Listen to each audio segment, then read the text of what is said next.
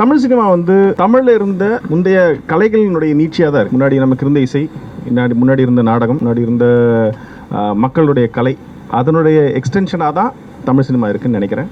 நாம் எதில் ரொம்ப உயர்வாக இருக்கோம் அப்படின்னா, நம்மளுடைய நகைச்சுவை உணர்வு இருக்கு இல்லைங்களா, அது ரொம்ப பிரமாதமாக இருக்குது தமிழ் சினிமாவில். அதற்கு கொஞ்சமும் குறையாமல் நமக்கு இருந்த இன்னொரு பெரிய அடையாளம் வந்து இசை. ரொம்ப எனக்கு தெரிஞ்சு கடந்த ஒரு 60 வருடங்களாக தமிழ் சினிமாவில் இசை ரொம்ப பிரமாதமாக இருந்துகிட்டே இருந்திருக்கு. 70களுக்கு பின்னாடி, அதாவது திமுக அப்படிங்கிற அதிகாரத்துக்கு கைப்பற்றுறாங்க.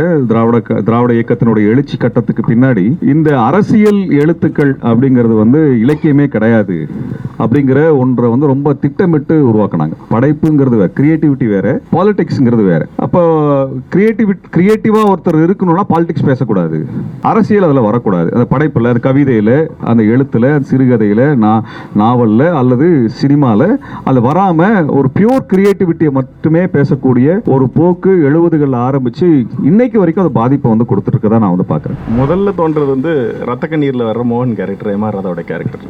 ஏன்னா தமிழர்களுக்கே உண்டான ஏகத்தாளம், கிண்டல், கேலி, அதோட கருத்துக்களையும் சொல்கிற அந்த குணம் இருக்கு இல்லையா, எனக்கு முதல்ல தோன்றது அந்த கேரக்டர் தான். கடந்த 10 ஆண்டுகள், இல்லை இன்னும் குறிப்பாக சொல்லணும்னா கடந்த 8 ஆண்டுகளில் தமிழ் சினிமாவில் பெரியாரோட இமேஜை அதிகமாக பார்க்க முடியுது. அதை பொதுவெளியிலையுமே அதிகமாக பார்க்க முடியுது. சினிமாவில் அதற்கு முன்னாடி சாதி அடையாளங்கள் காட்டின படங்கள் நடித்தவர்கள் கூட அதிகமாக பெரியார் படங்களை வைத்து படம் எடுக்க ஆரம்பிச்சிருக்காங்க, படத்தில் நடிக்க ஆரம்பிச்சிருக்காங்க. அரசியல் சார்பே இல்லை, நான் வெறும் கலைக்காக மட்டுமே பண்ணுறேன்னு நினச்சி பண்ணி அதை அவங்க நேர்த்தியாக பண்ணி அதனுடைய இலக்கை அவங்க அடைஞ்சிட்டாங்கன்னா அது கரெக்டாக இருக்குது. ஆனால் இன்னைக்கு தேவை அரசியல் சார்ந்த கதைகளாக இருக்குங்கிற பட்சத்தில் இன்னைக்கு அதுதான் நமக்கு உணவாக இருக்கும். உணவுன்னு நான் சொல்கிறது கன்சம்ஷனுக்கு ரொம்ப தேவையான பொருளாக இருக்கும்னு நினைக்கிறேன். இப்போ வந்திருக்கக்கூடிய அனிமல்ன்ற ஒரு படம் கூட வட இந்தியாவில் நம்ம பார்க்குறோம். இது வந்து நான் ஒரு 1/2 மணி நேரம் பார்த்தேன், அதுக்கு மேலே என்னால் பார்க்க முடியல. அது வந்து அவ்வளவு தூரம் வந்து ஒரு இன்னைக்கு சொல்ல போனா இந்தியாவுக்குள்ளார உருவாக்கப்படுகின்ற ஒரு அரசியல் வலதுசாரியினுடைய உளவியல். அவன் பெண்ணை எப்படி பார்க்கறான், சமூகத்தை எப்படி பார்க்கறான், எதிரி எப்படி பார்க்கறான், சக மனிதர்கள் எப்படி பார்க்கறாங்க, ரொம்ப வன்முறையாக சித்தரிக்கிறாங்க. ஆனால் படம் வந்து பெரிய வெற்றி வேற கொடுத்துருக்குது. நமக்கு ரொம்ப பிடிச்ச ஒரு ஹீரோ இதை பண்ணும்போது நாம் அதை மட்டும் அவாய்ட் பண்ணி பார்க்க முடியாத ஒரு கட்டாயம் இருக்கு இல்லையா, அது மட்டும் தான் நமக்கு அதில் ஒரு என்ன சொல்கிறது நெருடல். அதை அந்த நடிகர்கள் வந்து இல்லை இது என்னுடைய ஃபேன்ஸுக்கு இது வேண்டான்னு சொல்லி பேச ஆரம்பிச்சாங்கன்னா அது தானாக நடந்துரும்னு நினைக்கிறேன். அது எப்போ நடக்கும்னா, மக்கள் தங்களுக்குள்ளே அப்படி ஒரு ஒப்பீனியன் ஃபார்ம் பண்ணி இப்படி ஒரு ஒர்க்கை நாங்கள் வந்து பார்க்க மாட்டோம்னு முடிவு எடுத்துட்டாங்கன்னா தானாக மாற்றிக்குவாங்க. இந்த கொரோனா சமயத்தில் இந்த திரைப்படங்கள் பார்ப்பதற்கான ஒரு வாய்ப்பு எனக்கு கிடைச்ச பொழுது, சோவியத்தில் 2ஆம் உலக போரை பற்றி செய்த படங்கள் வந்து நிறைய படம் பார்த்தாங்க. அதில் இருக்கக்கூடிய அந்த உண்மையாலுமே அந்த ஆக்ஷன் சொல்கிறோம்ல, வார் சீனரியோ அப்படிங்கிறது ஹாலிவுட் பக்கத்தில் வர முடியாது. அரசியல் இயக்கம்னா அதில் வந்து அரசியலாக பேசுகிறவங்க, சண்டை போடுறவங்க மட்டும்தான் இருக்கணும். அதில் ஆர்டிஸ்டோ அல்லது சாஃப்ட்வேர் இன்ஜினியரோ டாக்டரோ எல்லாம் வர வேண்டியது இல்லை அப்படின்ற ஒரு சிந்தனை இருக்குது. உண்மையாக சொல்ல போனால் எல்லாரும் சேர்ந்தது தான் ஒரு அரசியல் இயக்கம். தான் தோன்றது தானே ஒரு கிரியேட்டரோட ஒர்க்கு. அது நல்லா இல்லைன்னா நீங்கள் திட்டலாம், தான் தோன்றியா இருப்பது தானே. இப்போது ஒரு சிந்தனையை வந்து முதல் தடவை ஒன்று சொல்கிறோம், இது சமூகத்துக்கு ஒத்து வரல, இவன் வந்து பைத்தியக்காரத்தனமாக வளர்றான்னு சொல்லுவாங்க. நல்லா இருக்குன்னு ஏற்றுக்கிறவங்க ஏற்றுக்குவாங்க. காலம் தான் அதை முடிவு பண்ணும். அது தேவைன்னா அதை கையில் வச்சுக்குவாங்க. நான் அது காலம் முடிவுன்னா பெரிய விஷயமா சொல்ல வரல, மக்களுக்கு பயன்பட்டால் கையில் வச்சுக்குவாங்க, இல்லைன்னா தூக்கி போட்டுருவாங்க. இயக்கங்கள் ஏன் இப்போ அதிகமாக அரசியல் சினிமாலேயோ படைப்புகளோ வரலன்னா, அந்த அளவுக்கு தீவிரமாக இயக்கங்கள் இயங்கலை. விமர்சனமாகவே சொல்கிறேன் நான். தீவிரமாக அது வந்து இடையூறு ஒரு விஷயத்துக்குள்ள உள்ள தலையீடு செய்யறதுக்கு இல்லையா, அது ரொம்ப தீவிரமானதெல்லாம் இல்லை. ஒரு சமூக போக்கையே மாற்றுற மாதிரியான ஒன்றெல்லாம் இப்போ வந்து அது நடக்கலை. எல்லா பிரச்சனையும் எப்படி பார்க்கணும் அப்படின்னு சொல்லி தரக்கூட வாத்தியார் நம்மகிட்ட இல்லை. சரிங்களா, பெரியார் இன்னைக்கு ஏன் தேவைப்படுறாருன்னா ஒரு வாத்தியார், ஒரு விஷயத்தை எப்படி நீ பார்க்கணும் அப்படின்னு கற்று தரக்கூடிய வாத்தியார். அம்பேத்கர் ஒரு வாத்தியார். சரிங்களா, அப்படியான ஒன்று நம்மளுக்கு இன்னைக்கு இல்லாமல் போனதுனால எல்லா இடங்கள்லையும் நம்ம வந்து தனித்தனியாக நிற்கிறோம். பெரியாருக்கு பின்னாடி காலகட்டத்தில் அந்த திராவிட சித்தாந்தம் சினிமாவில் இல்லை. சரிங்களா, இப்படியான ஒன்று தான் இன்னைக்கு இருக்கக்கூடிய. ஆனால் இன்னைக்கு தேவையாக இருக்குது. அதனால தனியாக சினிமாவில் அது ஏன் இல்லை, இலக்கியத்தில் ஏன் இல்லை, கவிதையில் ஏன் இல்லை, தனித்தனியாக நம்ம கேட்க முடியாது. தீவிரத்தன்மையில் மாற்றி ஆகணும் அப்படின்னு நம்ம யோசிக்கிறோமா இன்னைக்காவது? நீங்கள் மேற்கொள்ள எடுத்துட்டீங்கன்னா, சாக்கர் மேட்ச் பார்க்கறதுக்கும் 1000 கணக்கில் போகிறான், இன்சூரன்ஸ் பாலிசியை கட் பண்ணிட்டேன்னா அதுக்கும் லட்சக்கணக்கில் ரோட்டில் இறங்குறான். சரிங்களா, அது சமூக போர். இந்த சமூகம் உங்களோடது. சரிங்களா, உங்களோடது. அப்போ நீங்கள் தானே கையில் எடுக்கணும்.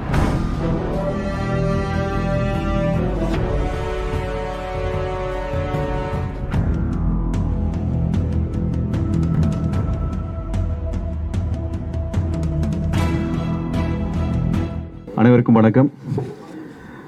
அவயம் வாசிப்பு வட்டம் அப்படிங்கிற இந்த ரீடிங் சர்க்கிள் அல்லது டிஸ்கஷனுக்கான ஃபாரம் அப்படிங்கிறது ஒரு வருஷமாக நடந்துகிட்ருக்கு. இயக்குனர் வெற்றிமாறன் அவர்கள் வழியாக முதல் நிகழ்வு ஏற்பாடு பண்ணப்பட்டது. அப்புறம் அதுலேருந்து தொடர்ச்சியாக படைப்பாளிகள், எழுத்தாளர்கள், சிந்தனையாளர்கள், ஆய்வாளர்கள் அவங்கெல்லாம் வந்து பல்வேறு தலைப்புகளில் இங்கே வந்து உரையாற்றுறாங்க. இந்த அவயத்தினுடைய நோக்கம் வந்து என்னென்னா, பல்வேறு படைப்பு துறைகள் இருக்கக்கூடியவர்களும் ஆய்வுத்துறையில் இருக்கக்கூடியவங்களும் எழுத்தாளர்கள், இலக்கியவாதிகள், இவர்கள் வந்து தமிழ் சமூகத்தில் ஒரு அசைவுகளை கொண்டு வரக்கூடிய மிக முக்கியமான ஆளுமைகள். அவர்களை இளைஞர்களிடத்தில் புதிதாக பல்வேறு படைப்புகளை கொண்டு வரணும்னு நினைக்கக்கூடியவங்களிடத்துல கொண்டு போய் சேர்க்கணும் அப்படிங்கிற ஒரு விருப்பம் தான் அதில். இன்றைய காலகட்டத்தில் இருக்கக்கூடிய மிக முக்கியமான ஒரு சிக்கல் வந்து என்னன்னா, எந்த ஒரு தலைப்பையும் பாடத்தையும் ரொம்ப எளிமையாக கடந்து போகக்கூடிய ஒரு தலைமுறையை நம்ம பார்த்துட்டு இருக்கிறோம். அந்த எடுத்துக்கொண்ட தலைப்பு குறித்தோ அல்லது துறையை குறித்தோ ஒரு ஆழமான உழைப்பு அப்படிங்கிறது குறைஞ்சிக்கிட்டே வரக்கூடிய ஒரு நெருக்கடியும் நாங்கள் சந்திக்கிறோம், பார்க்குறோம். எங்களுக்கு மூத்த தலைமுறை போட்ட உழைப்பளவுக்கு நாங்கள் போடலையோ அப்படிங்கிற கவலை எங்களுக்கு இருந்தது. இதற்கு நாங்களே பரவாயில்ல அப்படின்னு சொல்கிற மாதிரி அடுத்த தலைமுறை வந்திருக்குது.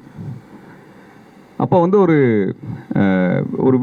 ஒரு விரிவான ஒரு விவாதம் தேவைப்படுது, ஒரு உரையாடல் தேவைப்படுது, ஒரு டிஸ்கஷன் அப்படிங்கிறது மூலமாக. இன்றைக்கி வந்து என்ன ஆகுதுன்னா, இன்றைக்கி சோஷியல் மீடியா நம்மளுக்கு நிறைய விஷயங்களை பக்கத்தில் கொண்டு வந்திருக்கு. ஆனால் அதே சோஷியல் மீடியாவில் என்ன ஆகுதுன்னா, தேவையற்ற விவாதங்கள் நடக்கக்கூடிய தளமாக மாறினதுனால பல்வேறு விவாதங்கள்லேருந்து ஒதுங்கி போக வேண்டிய சிக்கல்கள் இருக்குது.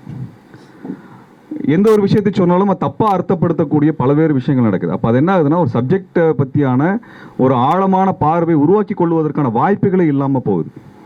அப்போ இது எப்படி கையாளுறது?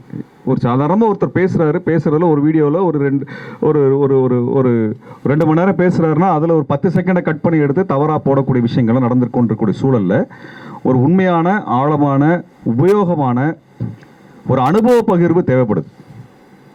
அது புது தலைமுறைகள் இடத்துல பகிர்றப்ப நம்மளுக்கு வந்து என்ன விதமான ஒரு எதிர்காலம் கிடைக்குது அப்படிங்கிறது ரொம்ப முக்கியமானதாக இருக்குது. இப்போ இங்கே வந்து பேசக்கூடிய பல்வேறு தோழர்கள் வந்து இது விளம்பரத்துக்காக செய்கிறதில்ல. அவங்க என்ன விரும்புகிறாங்கன்னா, ஒரு இளம் தலைமுறை நல்ல படைப்பை எங்களை விட உயரமான ஒரு இடத்துக்கு கொண்டு போக வேண்டிய ஒரு பொறுப்பை எடுத்துக்கணும்னு எல்லாத்துக்கும் ஒரு விருப்பம் இருக்குது, சமூக அக்கறை இருக்கிறது. எங்கள் காலத்தில் கிடைக்காத ஒரு விஷயங்களை உங்களுக்கு ஏற்படுத்தி கொடுப்பதற்கான விருப்பமும் இருக்குது. அப்போது அந்த மாதிரியான ஒரு பிளாட்ஃபார்ம் வேணும்னு ரொம்ப நாளாக பார்த்தோம். இப்போ நாங்கள் மே 14 இயக்கம், நான் மே 14 இயக்கம், நாங்கள் அரசியல் சமூக அமைப்பு பல்வேறு தளங்களில் வேலை செய்கிறோம். சாதி ஒழிப்புலேருந்து, மக்களுடைய வாழ்வாதார பிரச்சனைகள்லேருந்து, மனித உரிமை சிக்கல்கள்லேருந்து, கோரிக்கைகள்லேருந்து எல்லாரும் வேலை செய்கிறோம். எல்லோரையும் போல் எங்களுடைய தோழர்களும் அலுவலகத்துக்கு போயிட்டு வரக்கூடியவங்க. ஞாயிற்றுக்கிழமை மட்டும்தான் அவங்களுக்கு இருக்கக்கூடிய நேரம். ஆனால் அந்த நேரத்தை சமூகத்துக்கு எப்படி பயன்படுத்துறது அப்படின்னு அவங்க இயங்குறாங்க. இப்போ நாங்கள் இயங்கின பல்வேறு இடங்களில் நாங்கள் பார்க்கக்கூடிய இன்னொரு மிக முக்கியமானது என்னவாக இருந்ததுன்னா, இந்த படைப்புலகம், குறிப்பாக சினிமா, இந்த சினிமா வந்து மிகப்பெரிய தாக்கத்தை சமூகத்தில் ஏற்படுத்திகிட்டு இருக்குது. அப்போ சினிமாவில் ஒரு தாக்கத்தை ஏற்படுத்தக்கூடிய படைப்பாளிகள் அவர்களிடத்தில் நாங்கள் உரையாடும் பொழுது, நீ இது வரைக்கும் இருந்த காலத்தை விட இப்போ இருக்கக்கூடிய மிக முக்கியமான படைப்பாளிகள் சமூக அக்கறையோடு இருக்கிறாங்க, ஒரு பொறுப்புணர்வோடு இருக்கிறாங்க. அந்த பொறுப்புணர்வு அவங்க சமூகத்தை நேசிக்கிற இடத்துலேருந்து வெளியில் வருது. அப்படியான ஒரு படைப்பாளிகளை இங்கே இளைஞர் இடத்துல அறிமுகப்படுத்தணுங்கிறதா இந்த அவயத்தினுடைய விருப்பம். இந்த இந்த இந்த புத்தக கடையையும் அப்படி தான் தோழல் உருவாக்கினாங்க. இது லாபத்துக்காக இயங்கக்கூடிய புத்தக கடை அல்ல, இது தனி மனிதனுடைய சொத்தாகவும் இல்லை. பலர் இங்கே சேர்ந்து எந்தவித லாபத்தையும் எதிர்பாராமல் சம்பளமே வாங்காமல் இங்கே நடத்திட்டு இருக்கிறாங்க. இதோட நோக்கம் என்னென்னா, ஒவ்வொரு துறை சார்ந்த மிக முக்கியமான புத்தகங்கள் அந்த இளைஞர்களுக்கு கிடைக்கணும், அதன் மூலமாக ஒரு சிறந்த படைப்புகள்லாம் வரணும் அப்படிங்கிற விருப்பத்தின் அடிப்படையில் தான் இதெல்லாம் ஒருங்கமைக்கப்பட்டு இருக்குது. அந்த வகையில் இந்த அவயம் நிகழ்வில் இன்றைக்கு இயக்குனர், நான் பெரிதும் மதிக்கக்கூடிய இயக்குனர், தமிழ் சமூகத்தின் மீதான ஒரு அக்கறை கொண்ட, இளைஞர்கள் மீது நேசம் கொண்ட இயக்குனர் தியாகராஜன் அவர்கள் நம்ம இடத்துல பங்கேற்கின்றார், நம்ம இடத்துல உரையாடுகின்றார்.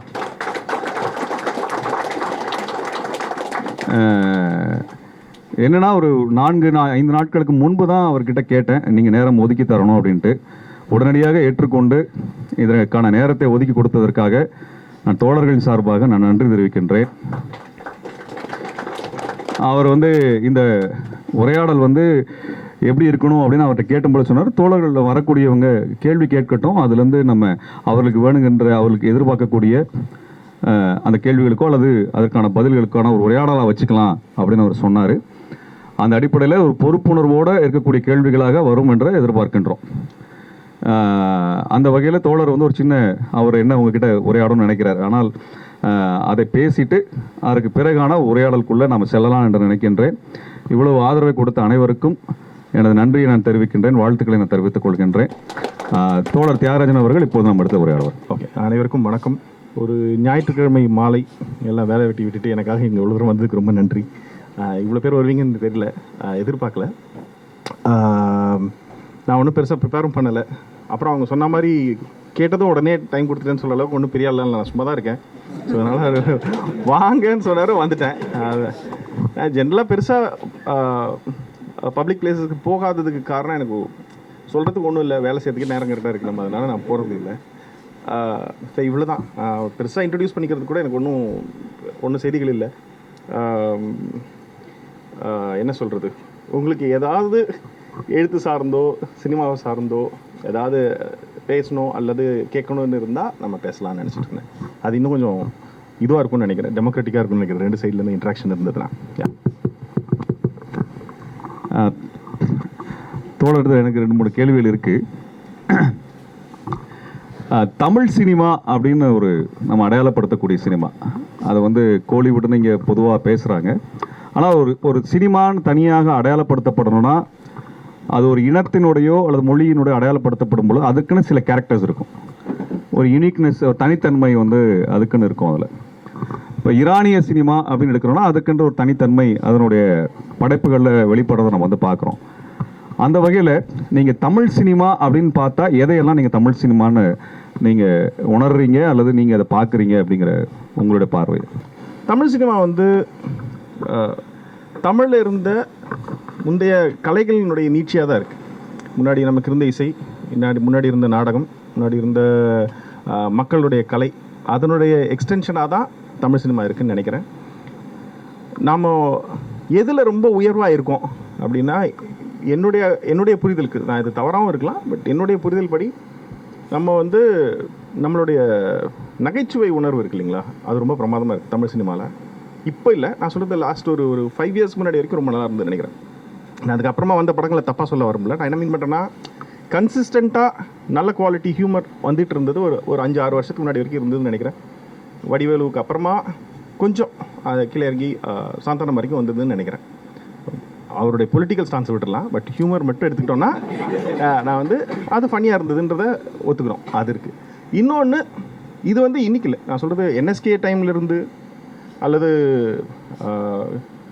அதுக்கு முன்னாடி இருந்த காளியன் ரத்னம், புலிமுட்டை செல்வராஜ் இருந்தாங்கன்னு நினைக்கிறேன். ஸோ அவங்க டைம்லேருந்தே ஹியூமர் ஒர்க் ஆகிட்டு இருந்தது. தங்கவேலு, பின்னாடி சுருளி, நாகேஷ்னு நமக்கு அது ஒரு என்ன சொல்கிறது, ஒரு தொடர்ச்சியாக இருந்திருக்கு, ஒரு செயின் மாதிரி இருந்திருக்கு. அதற்கு கொஞ்சமும் குறையாமல் நமக்கு இருந்த இன்னொரு பெரிய அடையாளம் இசை. ரொம்ப எனக்கு தெரிஞ்சு கடந்த ஒரு 60 வருடங்களாக தமிழ் சினிமாவில் இசை ரொம்ப பிரமாதமாக இருந்துகிட்டே இருந்திருக்கு. ஸோ இது ரெண்டு தான் நம்மளுடைய இதுவாக இருக்குது. அதை தவிர்த்து பார்த்தோன்னா இந்த லாஸ்ட் இந்த சென்ற சதாப்தம்னு சொல்லலாமா, 10 இல்லை அந்த 10 வருடங்களில் அல்லது 10-11 வருடங்களில் ரஞ்சித்தினுடைய இம்பேக்ட் அது தெரிஞ்சு அதுதான் தமிழ் சினிமாவை அடுத்த சைடில் ஃபிக்ஸ் பண்ணிட்டு இருக்குன்னு நினைக்கிறேன். அவர் தான் மக்களை அரசியல்படுத்துறதுல ரொம்ப முக்கியமாக சினிமாவை கையில் எடுத்து அதன் மூலமாக தொடர்ந்து சொல்லிக்கிட்டு இருக்கார். அதுக்கு எதிர்கருத்துக்கள் வருது, அதுவும் நல்லது தான், அவங்க எதிர்க்க ஒரு கருத்து சொல்லட்டும், பட் அந்த இன்ட்ராக்ஷன் இருக்கிறது ரொம்ப நல்லதுன்னு நினைக்கிறேன். காலப்போக்கில் எது தேவையாக இருக்கோ மக்கள் அதை கையில் வச்சுக்குவாங்கன்னு நம்புகிறேன். தோழர்கிட்ட அடுத்து தெரிஞ்சுக்கணும்னு நினைக்கிற விஷயம் என்னென்னா, தமிழ் கேரக்டர் அப்படின்னா தமிழர்கள் என்ற உளவியல்னு ஒன்று இருக்குது, தமிழர்களுடைய பண்பாட்டு ரீதியான ஒரு பக்குவத்தன்மை அல்லது அவர்களுடைய நிறை குறைகளோடு இருக்கக்கூடிய கேரக்டர்ஸ் இருக்குது. அப்போ தமிழ் கேரக்டர் ரிவீலான படைப்புகள் அல்லது அந்த மாதிரியான கேரக்டர்ஸ் ஃபிலிமில் நீங்கள் பார்த்ததுலேயே உங்களை இன்ஸ்பயர் பண்ண இந்த கேரக்டர் ரொம்ப ரொம்ப ஒரிஜினல் தமிழ் கேரக்டராக இருந்திருக்கு அப்படின்ற மாதிரி நீங்கள் பார்த்த கேரக்டர்ஸ் வந்து சொல்லுங்கள். முதல்ல தோன்றது வந்து ரத்த கண்ணீரில் வர்ற மோகன் கேரக்டர், எம்ஆர் ராதாவோட கேரக்டர். ஏன்னா தமிழர்களுக்கே உண்டான ஏகத்தாளம், கிண்டல், கேலி, அதோட கருத்துக்களையும் சொல்கிற அந்த குணம் இருக்கு இல்லையா, எனக்கு முதல்ல தோன்றது அந்த கேரக்டர் தான். அதை தவிர்த்து பார்த்திங்கன்னா நிறைய கேரக்டர்ஸ் இருக்குது. திரும்பி நான் அதுதான் வடிவேலு கணக்கில் எடுத்துக்கலாம். இங்கே வந்து சராசரி மனிதனை ரெப்ரசன்ட் பண்ணக்கூடிய கேரக்டர் தொடர்ந்து பண்ணிட்டு வந்திருக்கார். அதுக்கு முன்னாடி கவுண்டமணியும் பண்ணிட்டு இருந்தார். பலூன் ராமசாமி மாதிரி நிறைய கேரக்டர்ஸ் இருக்குது. ஆல்நாள் அழகராஜா மாதிரியான கேரக்டர்ஸ். இதெல்லாமே வந்து நாம் ரொம்ப இம்பார்ட்டண்ட்டாக நினைக்காமல் இருக்கலாம். ஆனால் அவங்க தான் மக்கள்கிட்டேருந்து வரக்கூடிய சராசரி மனிதர்களாக இருக்காங்க. இதுதான் நான் கேரக்டர்ஸாக பார்க்குறது. மற்றபடி தமிழர்களுக்குன்னு இருக்கிறது அரசிந்தனை இருக்குன்னு நினைக்கிறேன். அதுதான் அவர்களுடைய பெரிய சொத்தாக பார்க்குறேன். தமிழ் சினிமாவில் இப்போ கமர்ஷியல் சினிமா அப்படிங்கிற ஒன்று பார்க்குறோம். இதை தாண்டிய ரொம்ப சீரியஸான விவாதங்கள் வைக்கக்கூடிய ஒரு ஒரு ஒரு ஒரு போக்கு நம்மளுக்கு இருந்துகிட்டே தான் இருந்திருக்குது. அதில் அந்த போக்குக்கான இடம் இன்னும் தமிழ் சினிமாவில் அது இருக்குதா? ஒரு கட்டத்தில் மெயின் ஸ்ட்ரீம் சினிமாக்குள்ளே அந்த சீரியஸான கண்டென்ட்டை பேசக்கூடிய அல்லது எல்லா மக்களுக்கும் கொண்டு போய் கடைசி மனிதன் வரைக்கும் கொண்டு போய் சேர்க்கக்கூடிய படங்கள்லாம் மகேந்திரன் சார் அல்லது பாலுமகேந்திரா அவங்கெல்லாம் படைச்ச ஒரு இது இருக்குது. அது இன்னும் நம்மளுக்கான மரபு தொடர்கிறதா? அது அப்படியான ஒரு இடம் இன்றைக்கும் அந்த தமிழ் சினிமா கொடுக்குதா அல்லது அதுக்கான இடம் இருக்குதா? அது கண்டிப்பாக இருக்குது. ஏன்னா கடந்த 10 ஆண்டுகள் இல்லை, இன்னும் குறிப்பாக சொல்லணும்னா கடந்த 8 ஆண்டுகளில் தமிழ் சினிமாவில் பெரியாரோட இமேஜை அதிகமாக பார்க்க முடியுது. அதை பொதுவெளியிலையுமே அதிகமாக பார்க்க முடியுது. சினிமாவில் அதற்கு முன்னாடி சாதி அடையாளங்கள் காட்டின படங்கள் நடித்தவர்கள் கூட அதிகமாக பெரியார் படங்களை வைத்து படம் எடுக்க ஆரம்பிச்சிருக்காங்க, படத்தில் நடிக்க ஆரம்பிச்சிருக்காங்க. ஏன்னா முன்னை விட இன்றைக்கி தேவை அதிகமாக இருக்குன்னு நினைக்கிறேன். அந்த தேவை ரொம்ப நாள் இருக்கக்கூடாதுன்னு நம்புகிறேன்.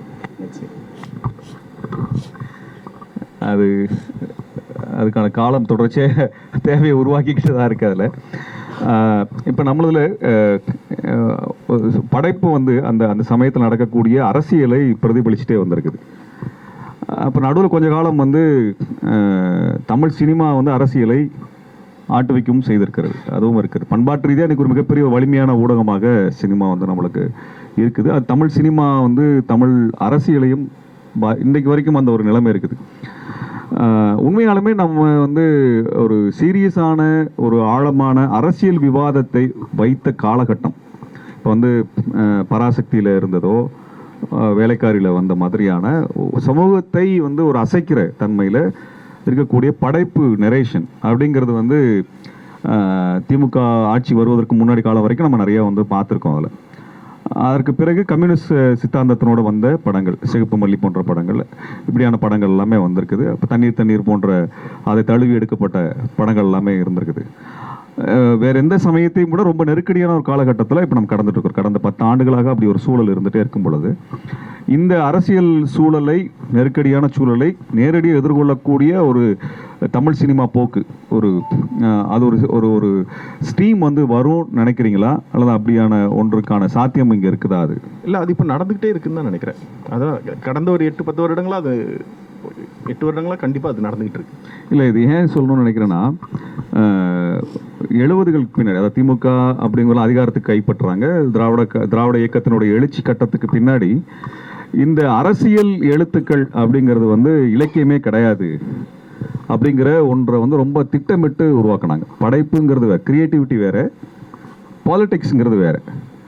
அப்போ கிரியேட்டிவாக ஒருத்தர் இருக்கணும்னா பாலிடிக்ஸ் பேசக்கூடாது, அரசியல் அதில் வரக்கூடாது. அந்த படைப்பில், அந்த கவிதையில், அந்த எழுத்தில், அந்த சிறுகதையில், நாவலில் அல்லது சினிமாவில் அதில் வராமல் ஒரு பியூர் கிரியேட்டிவிட்டியை மட்டுமே பேசக்கூடிய ஒரு போக்கு 70களில் ஆரம்பித்து இன்னைக்கு வரைக்கும் அந்த பாதிப்பை வந்து கொடுத்துருக்கதான் நான் வந்து பார்க்குறேன்.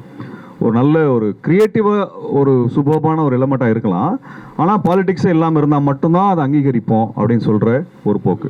அல்லது கிராஃப்ட் வந்து பெருசாக இல்லாமல் இருக்கலாம், ஆனால் பொலிட்டிக்கலி ரொம்ப சரியாக வந்து அணுகிற ஒரு விஷயமா தான் இருக்கலாம். இந்த போக்குகள் இருக்குல்ல, அதாவது கலை வந்து மக்களிடமிருந்து எடுக்கிறோம், மக்கள்கிட்ட கொடுக்குறோம், மக்களை பற்றி விவாதிக்கிறோம் அப்படிங்கிற ஒரு போக்கு. அதெல்லாம் இல்லாத என்னுடைய தனியான என்னுடைய உணர்வு சார்ந்தது அல்லது அது அரசியல் தொடர்பே இல்லாமல் நான் ஒன்று பேசக்கூடிய இந்த ரெண்டு தன்மைக்கான விவாதங்கள் நடந்துகிட்டே வந்தது. கடந்த 20-30 ஆண்டுகளில் ஒரு பெரிய பின்னடைவை நம்மளுக்கு கொடுத்துருக்கதா வந்து நான் பார்க்குறேன். தமிழ் இலக்கியத்திலும் சரி, சினிமாவிலையும் சரி, ரெண்டுலேயுமே வந்து அதை வந்து பார்க்குறேன். சமீப காலங்களில் தான் ரொம்ப அது குறித்து குறிப்பான கேள்விகளை எழுப்பக்கூடிய பல்வேறு திரையுலக படைப்பாளிகளாக நிறைய பேரை நம்ம வந்து பார்த்துருக்குறோம். இப்போ சமீப காலத்தில் 10-12 வருடங்களில் பார்த்துருக்குறோம். அரசியல் சூழலும் ஒரு தீவிரமான சமயத்தில் இருக்குது. இந்த படைப்பில் இருந்து அரசியலை தவிர்க்கிறது, அரசியலற்ற ஒரு படைப்பை பார்க்கறது அப்படிங்கிற போக்கை நீங்கள் ஏற்றுக்கொள்கிறீர்களா, அல்லது அதை எப்படி பார்க்குறீங்க அப்படிங்கிறத கேட்குறேன்.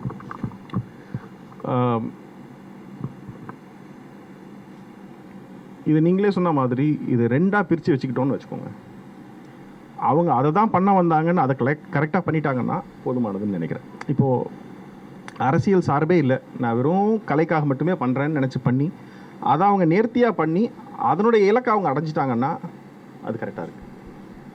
அது வந்து இந்த இந்த அரசியலில் இருக்கக்கூடிய இந்த அழுத்தங்கள்லாம் குறைந்த காலத்தில், எல்லாம் ஓய்ந்த காலத்தில், நாம் இப்போ வந்து சங்க இலக்கியத்துலேருந்து ஏதாவது ஒரு பாட்டு எடுத்து படித்து அந்த காலத்தில் இப்படி வாழ்ந்துருக்காங்களே, ஒரு மலரை பற்றியோ அல்லது ஒரு வண்டு சுற்றுறதை பற்றி ஒரு பாட்டு இருக்குதுன்னு வச்சுக்கோம். அப்போ இதை பற்றி எழுதியிருக்காங்களேன்னு இருக்கலாம். அந்த காலத்தில் என்ன பொலிட்டிக்கல் ப்ரெஷர் இருக்குதுன்னு நமக்கு தெரியாமல் இருக்குது. பட் அதை பற்றி எழுதுறது இன்றைக்கி அது நமக்கு ரெலவெண்ட்டாக இருந்ததுன்னா நம்ம அதை ரசிக்கிறோம். அது மாதிரி இதை கலைக்காக மட்டுமே படக்கூடிய படைப்புகள் பிற்காலத்தில் ரெலவெண்ட்டாக இருக்கலாம். ஆனால் இன்றைக்கி தேவை அரசியல் சார்ந்த கதைகளாக இருக்குங்கிற பட்சத்தில் இன்றைக்கி அதுதான் நமக்கு உணவாக இருக்கும். உணவுன்னு நான் சொல்கிறது கன்சம்ஷனுக்கு ரொம்ப தேவையான பொருளாக இருக்கும்னு நினைக்கிறேன். பட் இன்னொரு விஷயமும் சொல்ல நினைக்கிறேன். இந்த கடந்த ஒரு 10 வருடங்களுக்கு முன்னாடி எனக்கு தெரிஞ்சு யாரும் பராசக்தியை பற்றி பெருசாக பேசலை. அதுக்கான தேவை ஏற்படாமல் இருந்து இன்றைக்கி அதுக்கான தேவை இருக்கும்பொழுது அதை நம்ம எடுத்துக்கிறோம். நான் பெரியாரையும் அப்படி தான். கடந்த எனக்கு தெரிஞ்சு நாங்கள் பள்ளிக்கூட காலத்தில் நாங்கள் பேசிகிட்டு இருந்தோம் அவரை பற்றி ரொம்ப. தமிழில் இந்த ஹேண்ட் ரைட்டிங்க்கு 2 வரி நோட் புக்கிலலாம் ஃபுல்லாக அதை தான் எழுதிட்டு இருப்போம். நானே என் கிளாஸ் பையன் ஒருத்த வண்டி எழுதிட்டு இருப்போம். எங்கள் தமிழ்வாதியார் வண்டி அதை பார்த்து சிரிச்சுட்டு கையெழுத்து போட்டு கொடுப்பார். பட் அப்போ அதை பற்றி யாரும் பெருசாக பேசிக்கல, ஏன்னா அப்போ அதுக்கான பெரிய தேவை இல்லாத மாதிரி இருந்தது. இப்போ வந்து அதுக்கான தேவை வந்து ஓப்பனாக இருக்குங்கிறதுனால அதை பற்றிய படங்கள் பண்ணுறாங்க. அந்த தேவை இருக்கும் வரைக்கும் பண்ணிகிட்டு இருப்பாங்கன்னு நினைக்கிறேன். ஆனால் இது ரெண்டுமே ரொம்பவும் முக்கியம்னு நினைக்கிறேன். இது ரெண்டையும் கலக்க முடிஞ்சுன்னா ரொம்ப நல்லாயிருக்கும். பட் அது எல்லா நேரமும் சாத்தியப்படுமான்னு தெரியல.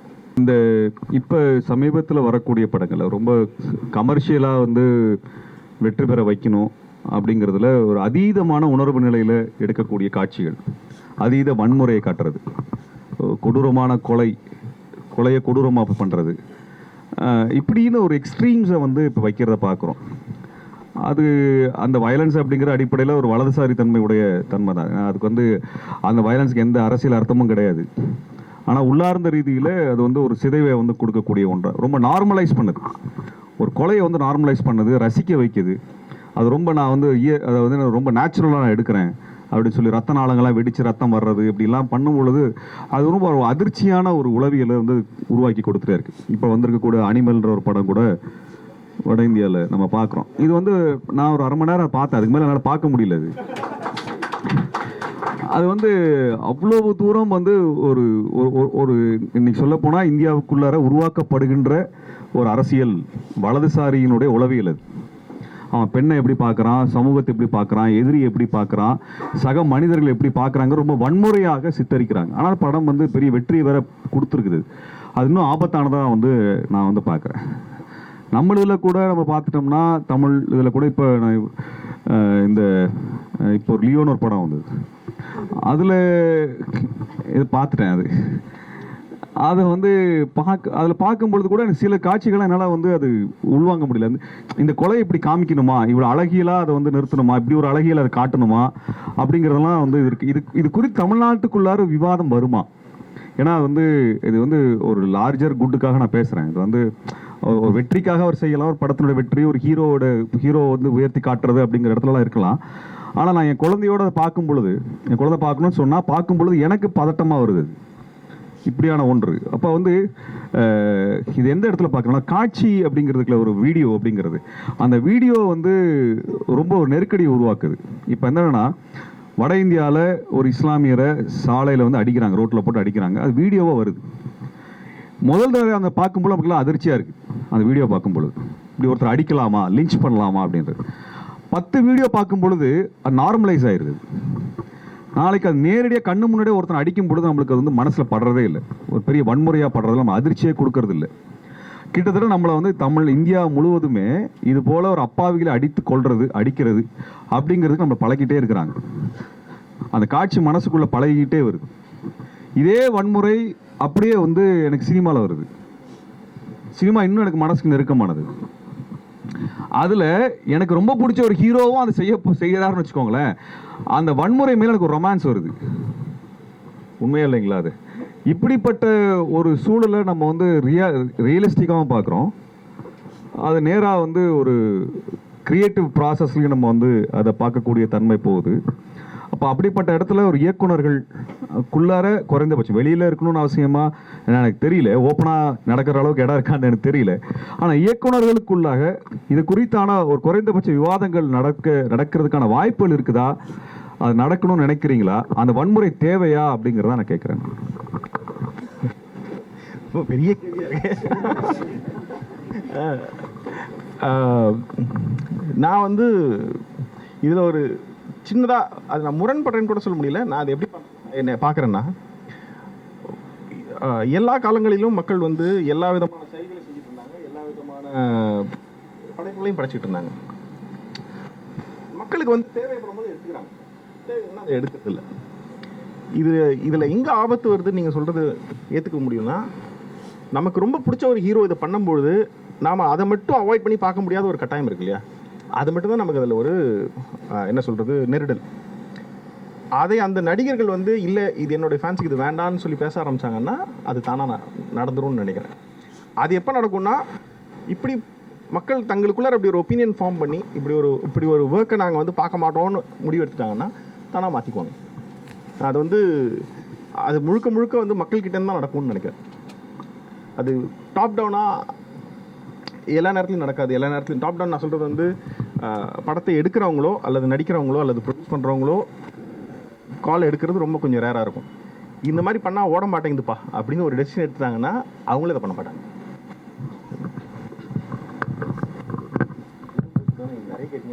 இல்லை அது ரொம்ப என்ன சொல்கிறது டிப்ளமேட்டிக்காகவும் இருக்குது. என்னன்னா இது ஏன் இது வந்து பேச வேண்டிய விஷயமா இருக்குது அப்படின்னா, வந்து ஒரு வலதுசாரி தன்மை நமக்குள்ளே வளர்ந்து போகும் பொழுது ஒரு இடதுசாரியாக இருக்கிறவனோ அல்லது ஒரு லிபரலாக இருக்கிறவனோ கூட அதில் ஈர்க்கப்படுறதுங்கிறது ஒரு ஆபத்து நடக்கிற அடிப்படையில் தான் அந்த ஒரு கேள்வியை வச்சேன். அது வந்து அந்த வன்முறை அப்படிங்கிற இடம் வந்துட்டு ஒரு சமூக ரீதியாக நம்ம பார்க்கும் பொழுது சாதி ஒரு விவாதத்துக்குள்ளே வருது. ஒரு இயக்குனர் ரஞ்சித் அவர்கள் வந்து அவங்களுடைய ப்ரொடக்ஷன்ஸும் வந்து ஒரு விவாத பொருளாக எடுத்திருக்கிறாங்க. அது குறித்தான விவாதங்களும் நடந்துட்டு இருக்குது. இதை தவிர வந்து நம்மளுக்கு உண்மையாலுமே தமிழ் தேசியம் அப்படிங்கிற சித்தாந்தம், அதில் இன்னைக்கு ஜென்ரலாக பேசக்கூடிய அந்த ஒரு டயலாக் ஒரு தமிழ் தேசியம் அல்ல, உண்மையாலுமே வந்து ஒரு முரண்படக்கூடிய இடங்கள் நம்ம எங்கெல்லாம் ஒடுக்கப்படுறோம் அப்படிங்கிற இடத்துல முரண்படக்கூடிய விஷயங்கள் ரியலிஸ்டிக்கான ஒரு விஷயமா இருக்குது இன்னைக்கு. அப்போ அதையெல்லாம் ரிஃப்ளெக்ட் பண்ணுற மாதிரியான ஒரு சினிமா. அடுத்து வந்து நம்ம வந்து பலஸ்தீனை பற்றி பார்க்குறோம். இன்றைக்கி நடந்துட்டு இருக்கக்கூடிய மிக மோசமான ஒரு இனப்படுகொலை. பலஸ்தீனை பற்றி நிறைய திரைப்படங்கள் ஆவணப்படங்கள்லாம் வருது. ஆனால் ஈழத்தை பற்றி நம்மளால் பண்ண முடியல. இது ஒரு பண்ண முடியல அப்படிங்கிற சென்ஸ் வந்து அவங்க இருக்கக்கூடிய நெருக்கடிகள் தானே தவிர படைப்பாளிகள் கெப்பாசிட்டி இல்லைங்கிற அர்த்தம் இல்லை. ஆனால் இது தாண்டிய ஒரு ஒரு ஒரு ஒரு ஒர்க்கு நம்மளுக்கு வர்றதுக்கான சாத்தியம் எப்போ உருவாகும்னு நினைக்கிறீங்க நீங்கள்? இல்லை, அது சாத்தியங்களை நாம் தான் உருவாக்கிக்கணும். பண்ணணும்னு நினச்சா போய் பண்ணிட வேண்டியதான். அது புறச்சூழல் அப்படி இல்லை. நான் உண்மையாகவே நான் நம்புறது என்னன்னா, இது பழமொழி சொல்லுவாங்கல்ல, அலை எப்போ ஓயிறது தலை எப்போ காயிருதுன்னு. அந்த மாதிரி அதை தலையரசுறதுக்காக அலை ஓயிறதுக்காக காத்திருக்க முடியாது. இந்த நெருக்கடிக்குள்ளரே போய் பண்ணிட வேண்டியதான் நினைக்கிறேன். அஃப்கோர்ஸ் நீங்கள் சொல்கிற மாதிரி அதுக்கான என்ன சொல்கிறது அரசு எந்திரங்கள் அது ஒத்துழைக்காது. நம்மளால் அதை போய் தியேட்டரில் ரிலீஸ் பண்ண முடியாது. பட் அதையெல்லாம் நம்ம எதுவுமே பண்ணக்கூடாது. நம்ம வந்து இந்த கருத்தை நான் மக்கள்கிட்ட சொல்லணும்னு ஒரு விஷயத்தை செஞ்சிட்டோம்னா அது எப்படியோ போய் மக்கள்கிட்ட சேர்ந்துடும் நம்புறேன். இப்போ நம்மளுக்கு தமிழ் சமூகத்தில் இருக்கக்கூடிய கவனத்தில் எடுத்துக்கொள்ளப்படாத மக்கள் கேரக்டர்ஸ் தொழிலாளர்கள், தமிழ் தொழிலாளர்களாக இருந்தாலும் சரி, அல்லது சிறுபான்மையின மக்களாக இருந்தாலும் சரி. இப்போ நம்ம உள்ள முஸ்லீம்னா நம்ம பார்க்குறதே கிடையாது சினிமாவில். அந்த மாதிரி இன்னைக்கு இருக்க அது ரொம்ப முக்கியமான ஒரு விஷயமா வந்து பார்க்குறேன் அதில்.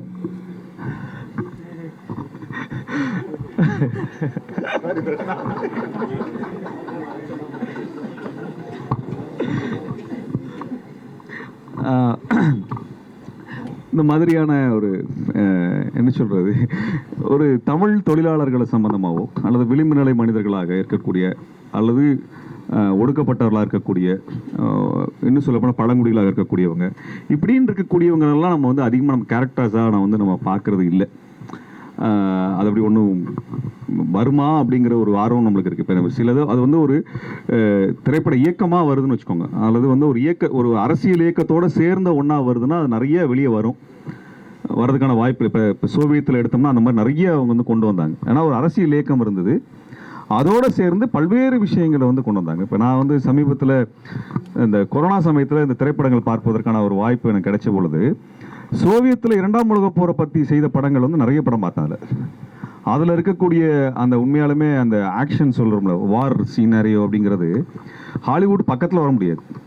ஆனால் அவங்க அது என்றைக்கோ பண்ணிட்டாங்க. அது நம்மளுக்கு பார்க்குறதுக்கு வாய்ப்புகள் இல்லாமல் இருந்தது. ஆனால் அது வெறும் வன்முறையாகவோ பார்க்கவே நம்மளை டிஸ்டர்ப் பண்ணக்கூடியதாக இல்லாமல், அதில் வந்து மனிதம்னா என்ன, ஒரு விடுதலை போருங்கிறது என்ன, ஃபாசிசம்னா என்ன அப்படிங்கிறத உள்ளே அவங்க வந்து எம்பெண்ட் பண்ணி வைக்கிறாங்க. ஒரு அரசியல் இயக்கத்தோடு சேர்ந்து படைப்பு வந்து அவ்வளோ அழகான படைப்புகளை வந்து நம்மளுக்கு வந்து கொடுத்துருக்குறாங்க. அப்படி நம்மளுக்கு வந்து தமிழ்நாட்டுக்குள்ளார ஒரு இயக்கத்தோட அல்லது ஒரு சித்தாந்த தன்மையோடு சேர்ந்து இயங்குகிற ஒன்று. ஏன்னா இங்கே நான் அதை வெளிப்படையாகவே சொல்லணும்னு நினைக்கிறேன். என்னென்னா வந்து அரசியல் இயக்கம்னா அதில் வந்து அரசியலாக பேசுகிறவங்க, சண்டை போடுறவங்க மட்டும்தான் இருக்கணும். அதில் ஆர்டிஸ்ட்டோ அல்லது சாஃப்ட்வேர் இன்ஜினியரோ டாக்டரோலாம் வர வேண்டியது இல்லை அப்படின்ற ஒரு சிந்தனை இருக்குது. உண்மையாக சொல்லப்போனால் எல்லோரும் சேர்ந்தது தான் ஒரு அரசியல் இயக்கம். அரசியல் இயக்கம் எப்போ வெற்றி பெறும் அப்படின்னா, அது கலைப்படைப்புகளையும் அது வந்து கையில் எடுக்கும் பொழுது வெற்றி பெறுது. இப்போ தமிழ்நாட்டில் ஒரு முற்போக்கு சித்தாந்தம் சமீப காலங்களில் ஒரு 30 ஆண்டுகளாக நம்ம வெற்றி பெற முடியாமல் நாங்கள் போனதுக்கான காரணமாக இயக்கங்கள் அல்லது அமைப்புகள் ஒரு மிகப்பெரிய நெருக்கடி என்னன்னா, அந்த இயக்கங்களில் இருந்து படைப்பாளிகள் தன்னை தனிச்சு நிறுத்திக்கிறது, அல்லது இது இணைய முடியாத ஒரு இடமா போய் நின்னது. அது இயக்கங்கள் மீதான குறைகளும் இருக்கலாம், அல்லது படைப்பாளிகளுக்கான வாய்ப்பு இல்லாத தன்மையும் இருக்கலாம். அப்போ அது என்ன ஆகுதுன்னா, இன்னைக்கு ஒரு அரசியல் தன்மை படைப்பிலையும் இல்லை, சமூகத்திலையும் இல்லை. ரெண்டாவது வந்து ஒரு பாடலே ஒரு இயக்கத்தை சம்பந்தமாக பாடப்படுது, ஒரு சித்தாந்த சம்பந்தமாக பாடப்படுது. அச்சம் என்பது மடமையடா, அஞ்சாமை திராவிடர் உடமையடான்னு அவங்க பேசும் பொழுது அந்த சித்தாந்தம் ரொம்ப எளிமையான சாதாரண மக்களுக்கு அது வந்து கடத்தப்படுது போகுது. ஆனால் அப்படியான ஒன்றெல்லாம் இப்போ சமீபத்தில் இல்லாத தன்மையில் இது ரெண்டும் தனித்தனியாகவே நிற்கிது அப்படிங்கிற ஒரு பெரிய கவலை வந்து எங்களுக்கு உண்டு. இது சேர்ந்து அது வந்து ஒரு சமூகத்தில் ஒரு மாற்றத்தை கொண்டு வரணும். ஏன்னா படைப்பு உலகம் இல்லாமல் அரசியல் வெற்றி பெற முடியாது, அல்லது அரசியலில் வந்து படைப்புலகம் வந்து ஒரு முக்கியமான பங்கு வகிக்குது. அப்படிங்கிற சமயத்தில் அது உங்கள் திரைப்படத்துக்குள்ளார சாத்தியமா இல்லையாங்கிறதுக்கு தாண்டி ஒரு விவாதங்களுக்குள்ளே நீங்கள் வரும்பொழுது அதை வந்து எப்படி தமிழ்நாட்டுக்குள்ளே சாத்தியப்படுத்த முடியும், அல்லது அதுக்கான எதிர்காலம் எப்படி இருக்கிறதா நீங்கள் வந்து பார்க்குறீங்க? ஓகே, நான் வந்து அது சொல்கிறேன். எங்கேயாவது பாதை மாறி போயிட்டேன்னா எனக்கு பிடிச்சிக்கிட்டு வந்துடுங்க. இந்த மக்களுடைய மன ஓட்டமும் நான் வந்து உலகமயமாக்கலுக்கு அப்புறமா ரொம்ப சேஞ்ச் ஆகிடுச்சுன்னு நினைக்கிறேன். கன்சூமர்ஸாக மாறி இருக்காங்க. அவங்களுக்கு வந்து வாழ்க்கை ஈர்ப்பு வந்திருக்கு. எல்லாருக்கும் ஒரு நல்ல கார் வாங்கிக்கணும்னோ, நல்ல இடத்துல வாழணும்னோ, நல்லா உடுத்திக்கணுன்ற அதுக்கான சாத்தியக்கூறு நெருங்கி இருக்கிறதா அவங்க நம்புறதுனால பெரும்பாலான நேரம் அதில் ஃபோக்கஸ்டாக இருக்காங்க. பிற்பாடு அப்படியா ஒரு ஸ்ட்ரெஸ்ஃபுல்லான ஒரு லைஃப்பில் இருக்கும்பொழுது திரும்ப அதனால் இந்த மாதிரி கருத்து சொல்லக்கூடிய படங்களோ அல்லது ஒரு கொள்கைகளை பரப்பக்கூடிய படங்களையோ அவங்க வந்து ரொம்ப முகத்தில் அடித்த அளவுக்கு நேராக இருந்ததுன்னா அவங்க விரும்பல. ஒரு காலத்தில் அப்படி நேராக இருக்கும்போது அதை அப்ரிஷியேட் பண்ணிகிட்டு இருந்தாங்க. 80களில் வந்து சில அரசியல் படங்களாக இருக்கலாம், ரொம்ப குறைஞ்சி வந்திருக்குன்னு நான் நம்புகிறேன். அடுத்தது சினிமாவில் வந்து இந்த கருத்துக்களை சொல்கிற அளவுக்கு சினிமாவை பார்த்து வந்தவங்களுடைய காரணங்கள் இருக்கு இல்லைங்களா, இப்போ எனக்கு தெரிஞ்சு அதுவும் ஓரளவுக்கு பெருசாக மாறி இருக்குன்னு நினைக்கிறேன். ஏன்னா அதுக்கு தான் ரஞ்சித் ஒரு உதாரணமாக சொல்கிறது. அவர் வந்து அவருடைய விருப்பமான கொள்கைகளை சொல்கிறதுக்காக வந்து படம் பண்ணுறாரு. அதனால் அவருடைய படங்களில் தொடர்ந்து அது இருக்குது. நான் வந்து சும்மா படம் பண்ணலான்னு சும்மா பண்ணுறேன். அதனால் எனக்கு பெருசாக சும்மா ஒரு இயல்பான மனிதனுக்கு என்ன அரசியல் ஆதங்கம் இருக்குமோ, என்ன கருத்து சொல்லணுன்னு இருக்குமோ அந்தளவுக்கு கொண்டு இருக்குது. மற்றவங்க வந்து பணத்துக்காகவோ புகழுக்காகவோ அதுக்காக இண்டஸ்ட்ரிக்குள்ளே வரும்பொழுது அவங்க அதில் தான் ஃபோக்கஸ் பண்ணுறாங்க. ஸோ அவங்களுக்கு வந்து வணிக வெற்றி ரொம்ப என்ன சொல்கிறது, ரொம்ப அதிகமாக தேவையானதாக படுது. இது ஒன்று. இது வந்து எதிர்காலத்தில் ஒன்றா சேருமா அப்படின்னா எனக்கு தெரியல, உண்மையாக சொல்கிறதா இருந்தால். இந்த ரெண்டு, அதாவது கொள்கை சார்ந்த கலைப்படைப்பும் அந்த கலைப்படைப்பை தன்மையப்படுத்திக்கக்கூடிய அரசியல் அமைப்பும் ஒன்றா சேருமா அப்படின்னா அது காலத்தினுடைய கையில் தான் இருக்குதுன்னு நினைக்கிறேன். நான் எப்படி மீன் பண்ணுறேன்னா, அதுக்கான தேவை ஏற்பட்டுச்சுன்னா அப்படி ஆகலாம். பட் அதுக்கு இன்னொரு காரணமும் சினிமாக்காரர்கள் தொடர்ந்து அரசியலுக்கு வர்றதுனால அரசியல்வாதிகளும் இவங்களை கொஞ்சம் ஒதுக்கி வைக்கலான்னு ஒரு இதில் இருக்காங்கன்னு நினைக்கிறேன். அவங்க ரொம்ப அட்டென்ஷன் கொடுக்க வேண்டான்றதும் ஒரு கால் எடுத்திருக்காங்க. ஸோ அதனால் அது என்ன சொல்கிறது, இது எல்லாத்தையும் கணக்கில் எடுத்துக்க வேண்டியது இதில். இந்த இலக்கியம் இல்லை சரியாக தான் சொல்கிறீங்க. அது ஏன்னா இது வந்து ஒரு தொடர் உரையாடல் தான். இந்த உரையாடல் எங்கேயோ ஒரு இடத்துல துவங்க வேண்டியிருக்கு. இப்போ நம்ம இன்னைக்கு பேசின பல கருத்துக்கள், பல கேள்விகளுக்கான பதில்கள் அப்படிங்கிறது இறுதியான பதில்களோ இறுதியான கேள்விகளோ இல்லை. நம்ம இது எங்கேயோ ஒரு இடத்துல ஆரம்பிக்க வேண்டிய ஒரு தேவை நம்மளுக்கு வந்து இருக்குங்கிற இடத்துல தான் இருக்குது. அதில் தான் வந்து தோழர் வந்து கோடிட்டு காட்டுறதா நான் வந்து பார்க்குறேன். அதில் தமிழ் இலக்கியத்திற்கும் சினிமாவிற்குமான உறவு பொதுவாகவே சில இடங்களில் பார்க்குறேன். அது உண்மையாக போய் எனக்கு தெரிஞ்சதை சொல்கிறதுல இலக்கியவாதிகள் தங்கள் வந்து சினிமா டைரக்டர்ஸோட கொஞ்சம் உயர்வான இடத்துக்குள்ளே தங்களை வந்து ஃபீல் பண்ணிக்கிறாங்க அப்படிங்கிற ஒரு தன்மை இருந்துகிட்டே இருக்குது. அது அப்படியான ஒன்றுக்கான காரணம் என்னவா இருக்குது அப்படிங்கிறது, அது அவங்க சினிமா பற்றியான புரிதல் அப்படி இருக்குதுங்கிறதா, அல்லது சினிமா தன்னை அப்படி தான் முன்னிறுத்திக்கிச்சுங்கிற இடமா? அது இல்லை, அதுக்கு பெரும்பாலான பெரிய அளவு காரணம் வந்து சினிமாவில் இருக்கிறவங்க அதிகமாக காம்ப்ரமைஸ் பண்ணிக்க வேண்டியிருக்கு. ஏன்னா அதில் நிறைய பணம் உழலுது. எழுத்தாளர் வந்து ஒரு ரூமில் உட்காந்து எழுதி ஒரு பப்ளிஷர்கிட்ட கொடுத்து ஒரு புக்காக போட்டார்னா அது சில ஆயிரங்களில் அது முடிஞ்சிருது. ஸோ அவருடைய காம்ப்ரமைசஸ்ங்கிறது ரொம்ப மினிமலாக இருக்குது. அப்போ அவருடைய எண்ணத்துக்கு ரொம்ப நேர்மையாக இருக்கிறதுக்கான வாய்ப்பு இருக்குது. அப்போ அவர் அந்த கர்வத்தோடு இருக்கிறதுக்கு எல்லா காரணமும் இருக்குது அவருக்கு. சினிமாவில் நீங்கள் வந்து சில நேரத்தில் ஹீரோக்களுக்காக சில சீன்ஸ் மாற்ற வேண்டியிருக்கலாம். ப்ரொடியூசர் கேட்குறாருங்கிறதுக்காக மாற்றலாம். டிஸ்ட்ரிபியூட்டர் வந்து இங்கே ஒரு ஐட்டம் நம்பர் இருந்தால் நல்லாயிருக்கும் பாரு, அதுக்காக ஒரு விஷயம் வச்சுக்கிறாங்க. இதெல்லாம் அவங்க காம்ப்ரமைஸ் பண்ணிக்கிறதுனால, ஏன்னா அவனை பார்த்தா கொஞ்சம் இலக்காரமாக இருக்கிறது தப்பு இல்லை. ஐ மீன் தப்பு இல்லைன்னா அதில் அது புரியுது நமக்கு அவங்க ஏன் அப்படி பார்க்குறாங்கங்கிறது. மகிழ்ச்சி தொடர். ஒரு நல்ல ஒரு உரையாடல் துவக்கி இருக்கிறோம். வந்திருக்கக்கூடிய தோழர்கள், நண்பர்கள், இயக்குனர் இடத்துல கேள்விகள் கேட்கணும்னா அது எல்லாருக்கும் பயனுள்ளதாக கேள்வி கேளுங்க. ரொம்ப எல்லாம் நிறைய பேர் இருக்கிறோம் அப்படிங்கிறதுனால ரொம்ப பர்சனலைஸ்டாக வந்து இருக்க வேண்டாம்னு நினைக்கிறேன். அது ஏன்னா இது வந்து நான் வந்துட்டாங்க தெரியலையே. இப்போ தமிழ் சினிமாவில் வந்து மேல் ஃபீமேல் ரிலேஷன்ஷிப் வரும்போது லிவிங் ரிலேஷன்ஷிப்போ இல்லை சிச்சுவேஷன்ஷிப்பு அது மாதிரி நம்ம சொல்லிகிட்டு இருக்கோம். ஸோ அது நார்மலாக பார்க்கும்போது அது இண்டிவிஜுவல் சாய்ஸாக இருக்குது.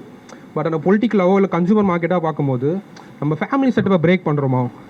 அப்படி பிரேக் பண்ணும்போது இதோட பாதிப்பு வந்து நம்ம இப்போ நம்ம தெரிய போகிறதில்ல.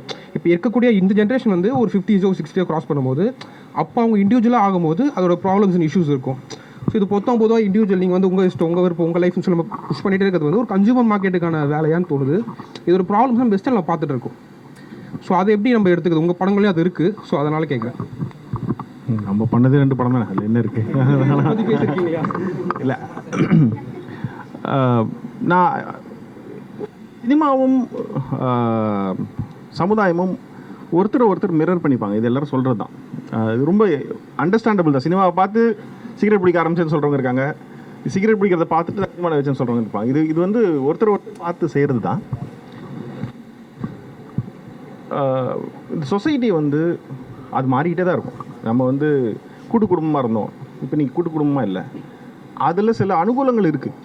உங்களுக்கு ஒரு ப்ரைவசி இருக்குது, விருப்பமானதை செய்யலாம், உங்களுக்கு விருப்பப்பட்ட டிவி வாங்கிக்கலாம், உங்களுக்கு விருப்பப்பட்ட சேனல் நீங்கள் வாங்கி பார்க்கலாம். இந்த கூட்டு குடும்பமாக இருக்கும்போது பெரியப்பா என்ன சொல்கிறாரு, பெரிய மாமா என்ன சொல்கிறாருன்னு இந்த மாதிரி கேட்க வேண்டியிருக்கலாம். ஸோ இந்த வசதிகளுக்காக நாம் தனித்து வாழ்கிறோன்னு வச்சுக்கோங்களேன். அப்போ அது கூடவே இதுவும் வந்துடும்ல, அதோடைய பிரச்சனைகளும் வரும்ல. ஸோ அதை நீங்கள் என்ன சொல்கிற அந்த கால் நீங்கள் எடுக்கணும். நீங்கள் வந்து அது இது வந்து என்ன சொல்கிறது, உங்களுக்கு கத்தி முக்கியமாக வாள் முக்கியமாங்கிற மாதிரி தான். நீங்கள் ஏதாவது ஒன்று கொடுத்தா தான் ஒன்று கிடைக்கும். உங்களோட பாயிண்ட் ஆஃப் கேட்குறேன், இது முக்கியம். எனக்கு என்ன பாயிண்ட் ஆஃப் வியூ இருக்குது? எனக்கு ஒன்றுமே இல்லை. என்னோட கேள்வி வந்து பார்த்தீங்கன்னா ஃபிலிம்ஸ் ரிலேட்டடான ஒரு கேள்வி. அதாவது இப்போ other language, foreign language films, நீங்கள் ஹாலிவுட் மெயின் ஸ்ட்ரீமை கூட விட்டுருங்களேன், அதர் லாங்குவேஜாக இருக்கக்கூடிய ரஷ்யன், ஜாப்பனீஸ், முக்கியமாக Iran, Finland, Poland, Italy, Sweden, இந்த மொழி படங்களோட தாக்கங்கள் இன்றைக்கி அப்கமிங் ஃபில்ம் மேக்கர்ஸாக இருக்கட்டும், இல்லை நல்லா நிறைய படங்கள் பார்க்குறவங்க கிட்டே இருக்கட்டும், இல்லை பொதுவாக ஜென்ரல் எல்லாத்துக்கிட்டையும் வந்து அந்த படத்தோட தாக்கம் ரொம்பவே இன்றைக்கி காலத்தில் அதிகமாக இருக்குது. அதை நீங்கள் எப்படி பார்க்குறீங்கிறதையும் சொல்லுங்கள்.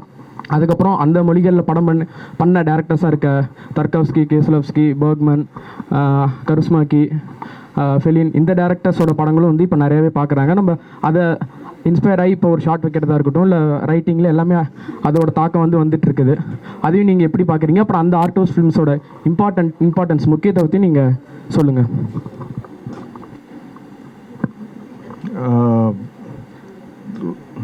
நம்ம வந்து தொடர்ந்து வாய்ப்பு கிடைக்கும் போதெல்லாம் இந்த மாதிரி இன்டர்நேஷ்னல் மூவிஸ் பார்த்துட்டு தான் இருந்திருக்கோம். முன்னே இங்கே ஃபிலிம் சேம்பரில் போடுவாங்க, அப்போ போய் பார்த்துட்டு இருக்கோம். இல்லை ஃபிலிம் ஃபெஸ்டிவல் சேம்பரில் அப்பப்போ படம் போட்டுட்ருப்பாங்க, அங்கே பார்ப்போம். அப்புறம் ஃபிலிம் ஃபெஸ்டிவல் போது பார்ப்பாங்க. இப்போ உங்களுக்கு அதுக்கான ஆக்சஸ் சொல்கிறது ஈஸியாக இருக்குது. ஸோ இந்த ஆக்சஸ் வந்து இப்போது அதிகமானதுனால இது நம்ம எல்லோரும் பார்க்குறோம். கண்டிப்பாக அதை பார்த்தா அதோடைய தான் செய்யும் நமக்கு. ஸோ அது நல்லது கெட்டதுன்னு ஒன்றுமே கிடையாது. அது வந்து ஒரு டூல். அந்த டூல் வச்சுக்கிட்டு நீங்கள் என்ன பண்ணுறீங்கிறது உங்ககிட்ட இருக்குது. அதை வச்சு நீங்கள் நல்ல விஷயமும் செய்யலாம், நல்ல படங்கள் பண்ணலாம். இல்லை அந்த டூல் யூஸ் பண்ணோன்ற மாதிரி மட்டும் இருக்கும். அதை வச்சு எஃபெக்டிவாக இல்லாத படங்களும் பண்ணுறது. ஸோ அது அந்தந்த ஃபில்ம் மேக்கரை பொறுத்து இருக்குதுன்னு நினைக்கிறேன்.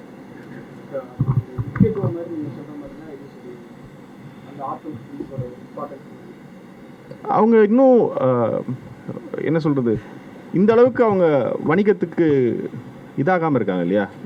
வணிகத்துக்கு இவ்வளோ சமரசம் கூட இல்லை, இவ்வளோ கட்டுப்பாடுகள் இருக்குமான்னு எனக்கு தெரியல. அதனால் அவங்க இன்னும் கொஞ்சம் ஃப்ரீயாக இருக்காங்க. இன்னொன்று, இவ்வளோ பணம் இன்வால்வ் ஆகாததுனால உண்மையாகவே இன்ட்ரெஸ்ட் இருக்கவங்க வந்து படம் பண்ணுவாங்க. ஆர்ட் மேலே மட்டும் ஆர்வம் இருக்கவங்க படம் பண்ணுவாங்க. So yeah.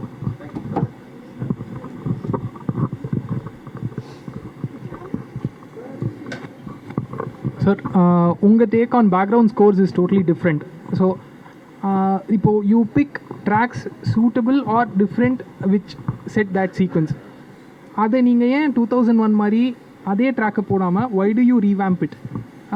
Right from Super Deluxe to நினைவோ ஒரு பறவை, நீங்கள் ஏன் அதை do you think of tweaks, எனக்கு இந்த ட்வீக்ஸ் வேணும் அப்படின்னு கேட்டு நீங்கள் அந்த ட்வீக்ஸ் வாங்குறீங்களா, இல்லை is it technicalities like we can't use it அப்படிங்கிற மாதிரி? ஆமாம், ஒன்று வந்து பெரும்பாலும் நம்ம வந்து இந்த இடத்துல என்ன மாதிரி மியூசிக் நல்லாயிருக்கும்னு ஒரு ஒர்க் பண்ணுறோம் இல்லைங்களா? அதுக்கு ரெஃபரன்சஸ் இருப்போம், சில நேரத்தில் தேடி பார்ப்போம். அப்புறம் அதுக்கு ரைட்ஸ் அக்வயர் பண்ண முடியாது.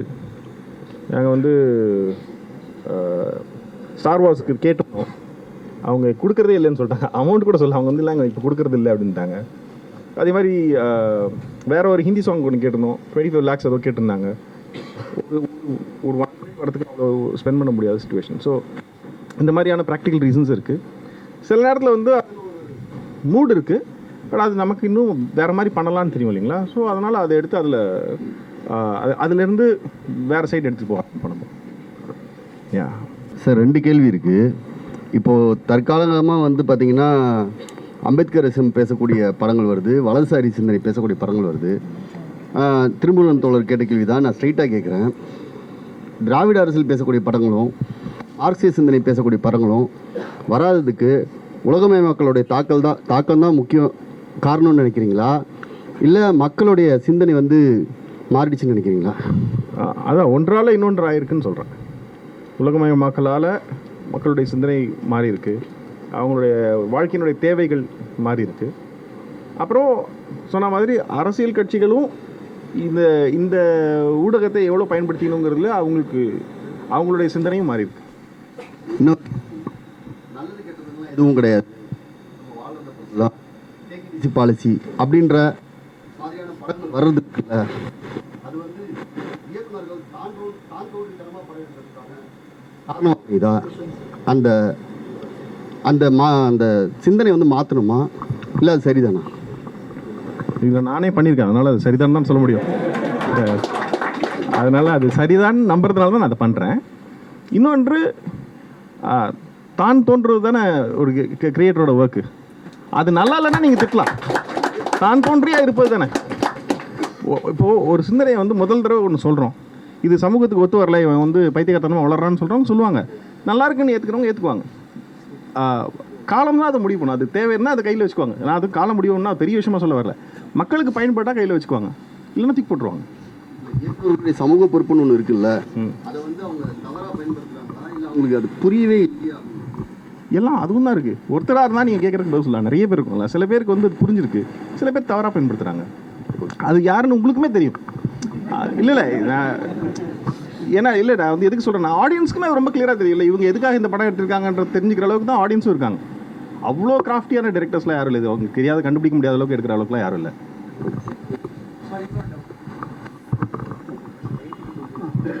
Sir hi sir. சார் ரொம்ப தேங்க்ஸ் உங்கள் 2 சினிமாவுக்கும். ஓகேங்களா? ஓகே. சார் எனக்கு ஒரு முக்கியமான டவுட் இருக்குது. ஏன்னா இப்போ நான் வந்து ஏதாவது ஒரு க்ரியேஷன் பார்க்குறேன்னா அது ஒரு ஃபிலிம் மேக்கிங்காக இருக்கலாம், இல்லை ஒரு கிரிக்கெட் இருக்கலாம், எது வேணால் இருக்கலாம். அதை பண்ணுறவங்க வந்து எனக்கு ஒரு பெரிய கோல் இருந்துச்சு, ரொம்ப பர்பஸ் இருந்தது, சின்ன வயசில் ரொம்ப கஷ்டப்பட்டு வந்தோம்னா சொல்கிறேன். பட் நீங்கள் அந்த மாதிரி இல்லை. ஓகேங்களா? அது இல்லை, எனக்கு ஹானஸ்ட்டாக தெரியல, நான் நிறைய டைம் யோசிச்சிருக்கேன். அதே மாதிரி நைட்டில் உட்காந்து உங்கள் இன்டர்வியூஸ்லாம் பார்க்கும்போதும் எப்படி ஒரு வாய்டாக இருக்கார், ஆனால் ஒரு க்ரியேஷன் எப்படி இவ்வளோ பியூட்டிஃபுல்லாக இருக்குன்னு தோணுது. ஸோ உண்மையிலேயே நீங்கள் எப்படி சார் பண்ணுறீங்க?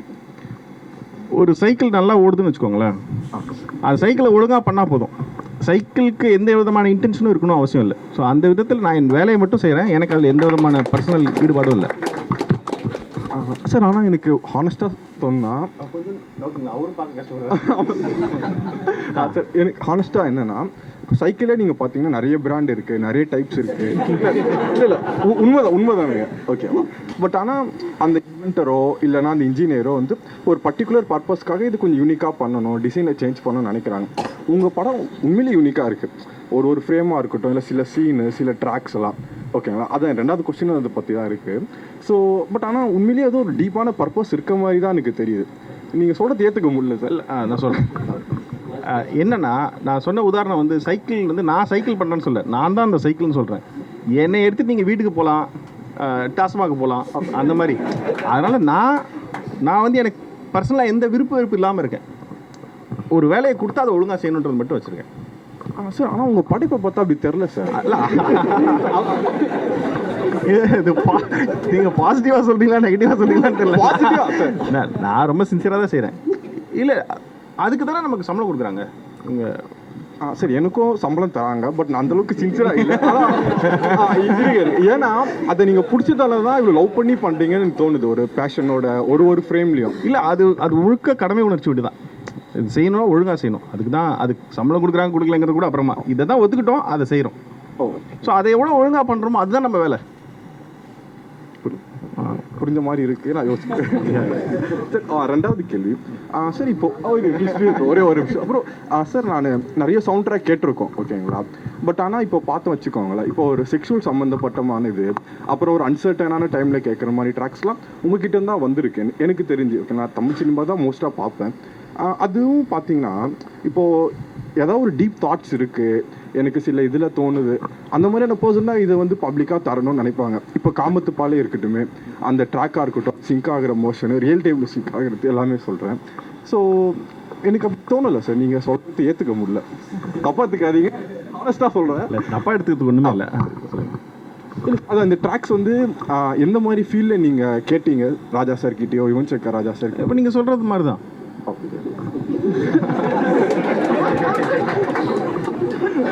Thank you sir.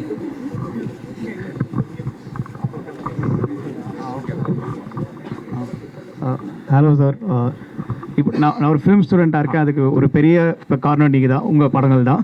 ஸோ உங்கள் அப்பா அம்மா என்னை எவ்வளோ திட்டுவாங்க உங்களுக்கு தெரியுமா சார்? எனக்கு ஒரு டவுட் சார்.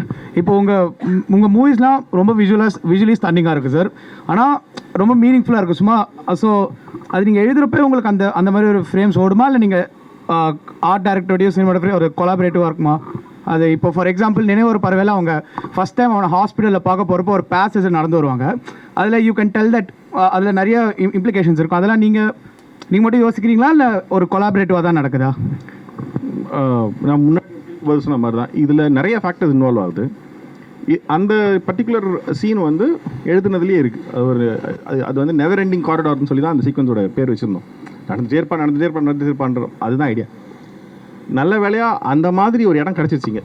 ஏன்னா எங்களுக்கு அது மாடல் ஆஃப் சென்னையிலே ஷூட் பண்ணுற கட்டாயம் இருந்ததுனால இங்கே தேடி பார்த்து ஒரு இடத்துல பிடிச்சிட்டோம் அந்த காரிடார். சில நேரத்தில் அது கிடைக்கலன்னா அது காம்ப்ரமைஸ் பண்ண வேண்டியிருக்கும்.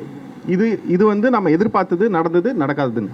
இன்னொன்று சில நேரத்தில் நாம் ஒரு விஷயத்துக்காக ஒன்று வச்சுருப்போம். அந்த இடத்துக்கு போனதுக்கப்புறமா இதை இப்படி வச்சுக்கலான்னு ஒரு ஐடியா தோணும் இல்லையா? ஸோ அதுவும் இதை சில நேரத்தில் ரிவர்ஸாக டிக்டேட் பண்ணும் அல்லது நம்மளை மோட்டிவேட் பண்ணுறதுக்கு கம்யூனிகேட் பண்ண. நான் புரியுதா? புரியுது சார். Thank you sir.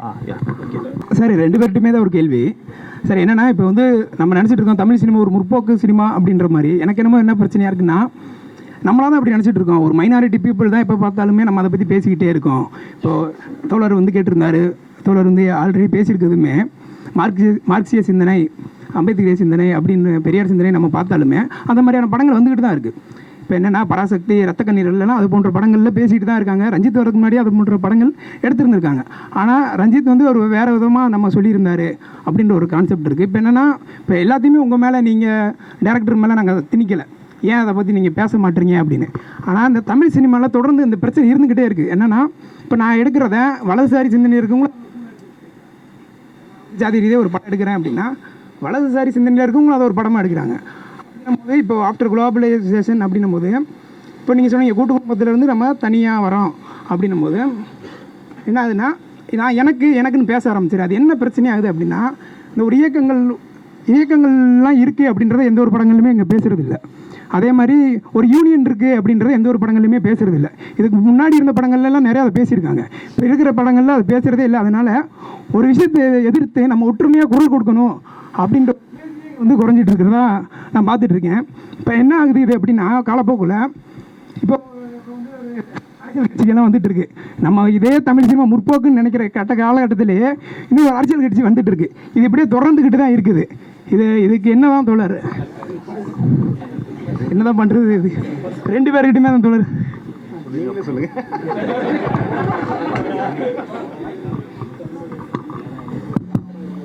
தோழர், அது என்னன்னா சமூகத்தில் பிரச்சனை சீரியஸாக இருக்க சமயத்தில் இப்போ தொழிலாளர்கள் பற்றி படம் வந்தது, தொழிலாளர் யூனியனை பற்றி படம் வந்தது, அவங்கள ஹீரோக்களாக காட்டக்கூடியதெல்லாம் வந்ததுன்னா உண்மையாலுமே தொழிலாளர் பிரச்சனை தீவிரமாக இருந்த காலகட்டம் மட்டும் இல்லை, தொழிலாளர் இயக்கங்கள் தீவிரமாக இயங்கின காலகட்டம் அது. சரிங்களா? இயக்கங்கள் ஏன் இப்போ அதிகமாக அரசியல் சினிமாலேயோ படைப்புகள்லையோ வரலைன்னா, அந்தளவுக்கு தீவிரமாக இயக்கங்கள் இயங்கலை. விமர்சனமாகவே சொல்கிறேன் நான். தீவிரமாக அது வந்து இடையூறு செய்ய ஒரு விஷயத்துக்குள்ள உள்ள தலையீடு செய்கிறதற்கு இல்லையா, அது ரொம்ப தீவிரமானதெல்லாம் இல்லை. ஒரு சமூக போக்கையே மாற்றுற மாதிரியான ஒன்றெல்லாம் இப்போ வந்து அது நடக்கலை. அது வந்து ஒரு இயக்க ரீதியாக நம்ம வந்து கவனிக்க வேண்டிய ஒரு விஷயமா வந்து அதை பார்க்குறேன் நான். அப்படி தான் நம்ம பார்க்க முடியும் அதில். இது தவிர வந்து சினிமாவில் இருக்கிறவங்களோ அல்லது பொதுவாக இருக்கிறவங்களோ கட்சிகள் வர்றவங்க வந்துகிட்டே தான் இருப்பாங்க. இந்தியாவில் வந்து கட்சி ஆரம்பிக்கிறதுக்கு உரிமை எல்லாத்துக்கும் இருக்குங்கிறனால அவங்க கட்சி ஆரம்பிப்பாங்க. ஓட்டு போடுறதுக்கு உரிமை நம்மளுக்கு எல்லாம் இருக்குது, போடுறோமா இல்லையாங்கிறத பொறுத்து தான் அந்த தேர்வுகள் வந்து நடக்கும். ஆனால் நம்மளுக்கு என்ன இருக்குன்னா, ஒரு பெரியார் மாதிரியான தோழர் பேசும்போது சொன்ன பெரியார் வந்து எவ்வளோ தொடர்ச்சியாக விவாதிக்கப்படுறாரு. பெரியார் மாதிரி சின்சியரான ஒரு தியரட்டிஷியன் நம்மள்கிட்ட இல்லை. எல்லா பிரச்சனையும் எப்படி பார்க்கணும் அப்படின்னு சொல்லி தரக்கூட வாத்தியார் நம்மகிட்ட இல்லை. சரிங்களா? பெரியார் இன்னைக்கு ஏன் தேவைப்படுறாருன்னா, அவர் வாத்தியார். ஒரு விஷயத்தை எப்படி நீ பார்க்கணும் அப்படின்னு கற்றுத்தரக்கூடிய வாத்தியார். அம்பேத்கர் ஒரு வாத்தியார்.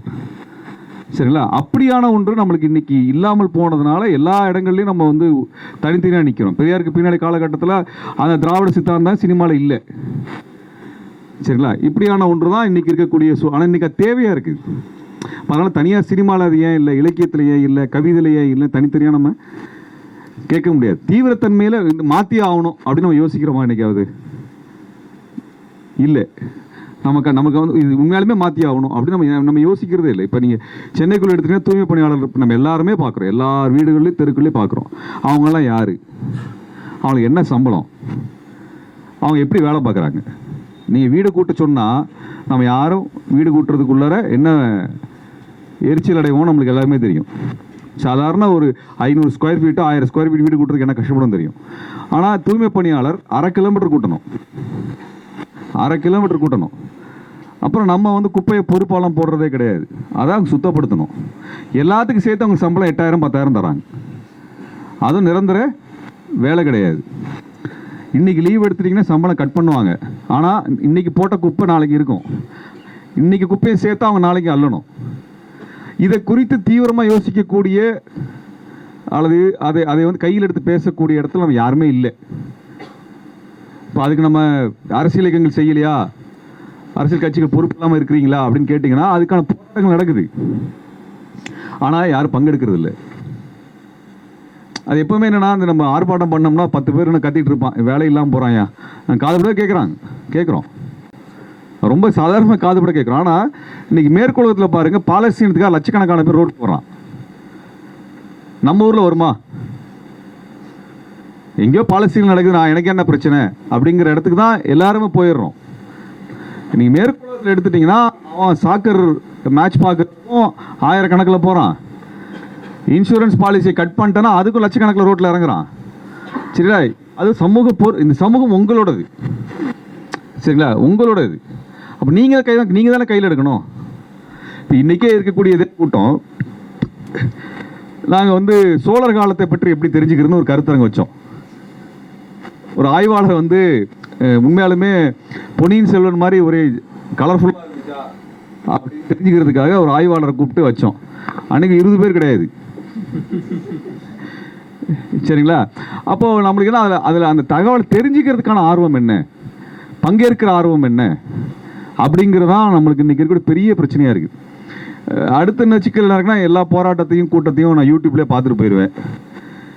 எல்லாத்துக்கும் எதிர்ப்பையோ அல்லது மறுப்பையோ ஒரு லைக்கில் நான் தெரிவிச்சுட்டு போயிடுவேங்கிற இடத்துக்கு போயிட்டா எப்படி மாற்றுறது, எப்படி சமூகத்தை மாற்றுறது? இன்றைக்கி என்ன நடக்குதுன்னா அதையும் சொல்லிடுன்னு நினைக்கிறேன். இன்றைக்கி உண்மையாலுமே முற்போக்கு பேசக்கூடிய எல்லாருடைய கருத்துக்களும், நீங்கள் அவர் வந்து இண்டஸ்ட்ரிக்குள்ளே எவ்வளோ நெருக்கடி இருக்குன்னு அவங்க வந்து கோடிட்டு காட்டினாங்க, அதுக்கு மேலே அவங்க பேச முடியாது.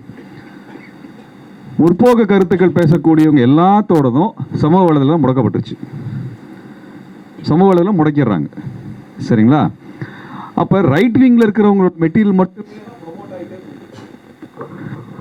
சரிங்களா? அப்போ சோஷியல் மீடியாக்குள்ளார நீங்கள் போடுற லைக்கு அல்லது ஷேரிங்னால எதுவும் இங்கே நடக்கலை, தயவுசெய்து நினச்சிடாதீங்க, அப்படி நினச்சிடாதீங்க. இன்றைக்கி ரைட் விங் மெட்டீரியல் மட்டும்தான் திட்டமிடப்பட்டு முன்னுக்கு தள்ளப்படுது, சரிங்களா? அப்போ அந்த மாதிரி ரைட் விங் மட்டுமே கருத்துக்களை மட்டுமே கொண்டு போய் சேர்த்துக்கிட்டே இருக்கக்கூடிய வேலையை சோஷியல் மீடியா புஷ் பண்ணிகிட்டே இருக்குது. உண்மையாலுமே நீங்கள் ரைட் விங் அட்மாஸ்பியரில் தான் இருக்கிறீங்க, அதில் தப்பி பொழைச்சி நீங்கள் வந்திருக்கிறீங்க, சரிங்களா? நீங்கள் ரைட் விங்லேருந்து தப்பிக்கிறதுங்கிறது ஒரு ஆக்சிடென்டல் அல்லது கான்ஷியஸாக நீங்கள் எடுக்கக்கூடிய பொலிட்டிக்கல் டெசிஷன் அது, சரிங்களா? அப்போ இந்த இடத்துக்குள்ள எப்படி நம்ம பிழைக்கிறது, எப்படி கருத்துக்களை கொண்டு போய் சேர்த்துறது, அதுதான் நம்மளுக்கு இருக்கக்கூடிய பெரிய நெருக்கடியாக இருக்குது. இன்றைக்கி இருக்கக்கூடிய ஓரளவுக்கான ஏதோ ஒரு விஷயத்தை சொல்லணும்னு நினைக்கக்கூடிய இயக்குநர்கள் இருக்கிறாங்க, அவங்களுக்கு கிடைக்கக்கூடிய ஸ்பேஸுக்குள்ளார அவங்க சொல்கிறாங்க, அதான் எங்களுக்கு இருக்க பெரிய மரியாதை அவங்களுக்கு மேலே. அவங்க சந்திக்கக்கூடிய நெருக்கடிகளை வேறு யாரையும் கூட அவங்களே விட எங்களுக்கு நல்லாவே புரிஞ்சுக்க முடியும். இப்போ தோழர் வந்து சமூகத்தில் ரொம்ப பொறுப்பான ஒரு விஷயத்தை, கூர்மையான விஷயத்தை விவாதிக்கணும்னு வச்சாருன்னா அது என்னெல்லாம் சிக்கலை எதிர்கொள்வாரோ நல்லாவே தெரியும், என்ன மாதிரி விவாதங்களை எதிர்கொள்வாரோ நல்லாவே தெரியும். அப்போ கூட்டாக நம்ம எல்லாரும் சேர்ந்து காப்பாற்ற வேண்டிய இடத்துல தான் இருக்கிறோம். அந்த ஒரு சூழல் தான் எனக்கு வந்து இன்றைக்கி இவ்வளோ பேர் வந்ததில் இருக்கக்கூடிய முக்கியமான ஒரு மகிழ்ச்சி என்னென்னா, பொறுப்புணர்வோட கூடிய ஒரு இயக்குனருக்கு இத்தனை பேர் ஆதரவாக நிற்கிறோம் அப்படிங்கிறத வந்து எளிமையாக வெளிப்படுத்தியிருக்கிறாங்க. இன்னைக்கு நான் வந்து ரொம்ப, ஏன்னா இது வந்து நான் ஒரு பெரிய இந்த ஒரு பாப்புலரான சோஷியல் மீடியாவிலேருந்து போடல, இப்போ எங்களுடைய பேஜில் தான் நாங்கள் போட்டோம். இப்போ எனக்கே வந்து ஒரு 5 முறை ஃபேஸ்புக்கை பிளாக் பண்ணியிருக்காங்க, சரிங்களா? அதில் ஒரு அக்கௌண்ட்டு ப்ளூ டிக் வாங்கின அக்கௌண்ட்டு சொன்னாங்க. அந்த அக்கௌண்ட்டை என்னோடய மொபைலுக்குள்ளே அவங்கள ஹேக் பண்ணி உள்ளே போய் அவங்களே டெலீட் பண்ணிட்டாங்க, சரிங்களா? ட்விட்டரில் ஒரு 4 தடவை பிளாக் பண்ணியிருக்கிறாங்க, எங்கள் யூடியூபே தூக்கிட்டாங்க, எங்களோட வாட்ஸ்அப்பை பிளாக் பண்ணியிருக்கிறாங்க. ஸோ இதுக்கு நடுவில் நாங்கள் போடக்கூடிய இந்த தகவல் எத்தனை பேர் போய் சேருதுங்கிற கவலை எங்களுக்கு இருந்தது. ஆனால் இத்தனை பேர் நீங்கள் வந்திருக்கீங்க அப்படிங்கிறது வந்து எங்களுக்கு பெரிய உற்சாகத்தை கொடுக்குது. இதே உற்சாகம் எங்களுக்கு இன்னும் மற்ற பிரச்சனை சம்மந்தமாக பேசும்பொழுது நீங்கள் வரணும்னு நினைக்கிறோம். சரிங்களா? அப்போ வந்து நான் ஒரு இயக்குனர்கிட்ட மட்டும் அந்த பொறுப்புணர்வை கேட்குறதில்ல, அதை பார்க்கக்கூடிய, ரசிக்கக்கூடிய, வாசிக்கக்கூடியவர்களிடத்திலும் அந்த பொறுப்புணர்வு தேவை அப்படிங்கிற அவர் சுற்றி சுற்றி சொல்கிறார். திரும்ப திரும்ப பல இடங்களில் அவர் சொல்கிறார். ஒரு நல்ல படைப்பு கெட்ட படைப்பு அப்படிங்கிறத புரிந்து கொண்டு அதை வந்து ஏற்கிறதோ மறுக்கிற இடத்துக்குள்ளே நம்ம நகரணும். அதான் அவர் கேட்குறாரு. அந்த பொலிட்டிக்கல் கான்ஷியஸ் வந்து மக்களுக்குள்ளே வந்துருச்சுன்னா ரைட் விங் படைப்புன்னு ஒன்று உருவாக்க முடியாது. அது மக்களால் ஏற்றுக்கொள்ளப்பட முடியாத இடத்துக்கு போயிடுச்சுன்னா அந்த ப்ராசஸே இருக்காது.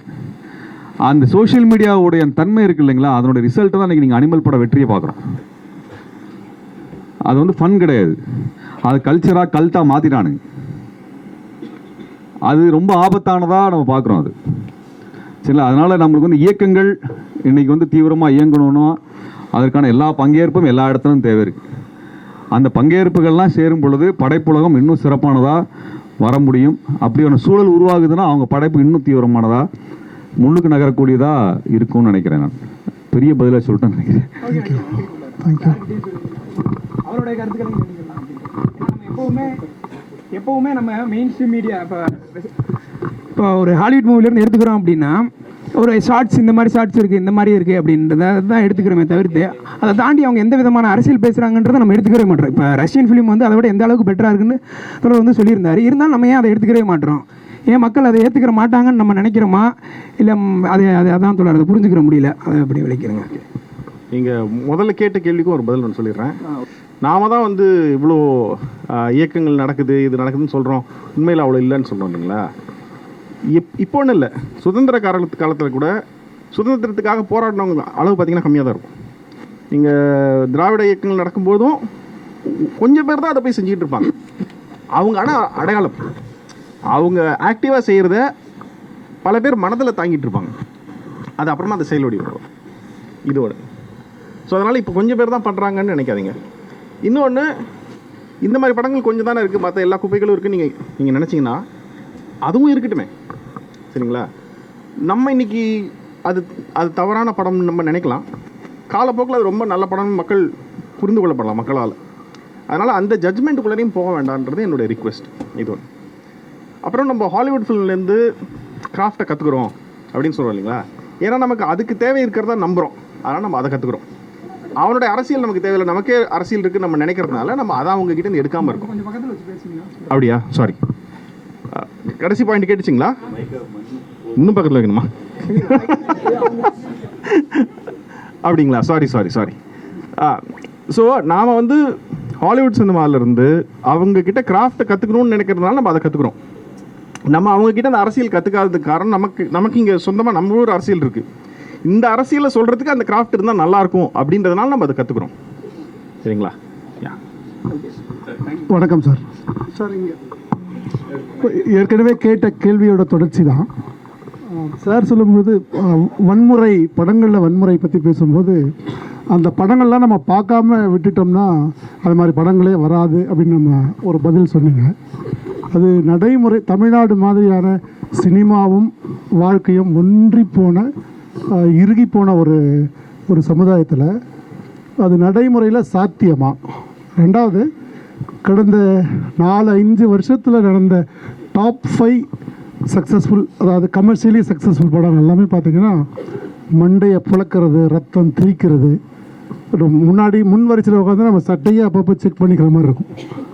உதாரணத்துக்கு பேரே சொல்லலாம், லியோ, விக்ரம், ஜெயிலர், இதெல்லாமே பார்த்திங்கன்னா வன்முறை, அதாவது திரைக்கதை கேட்காத வன்முறை.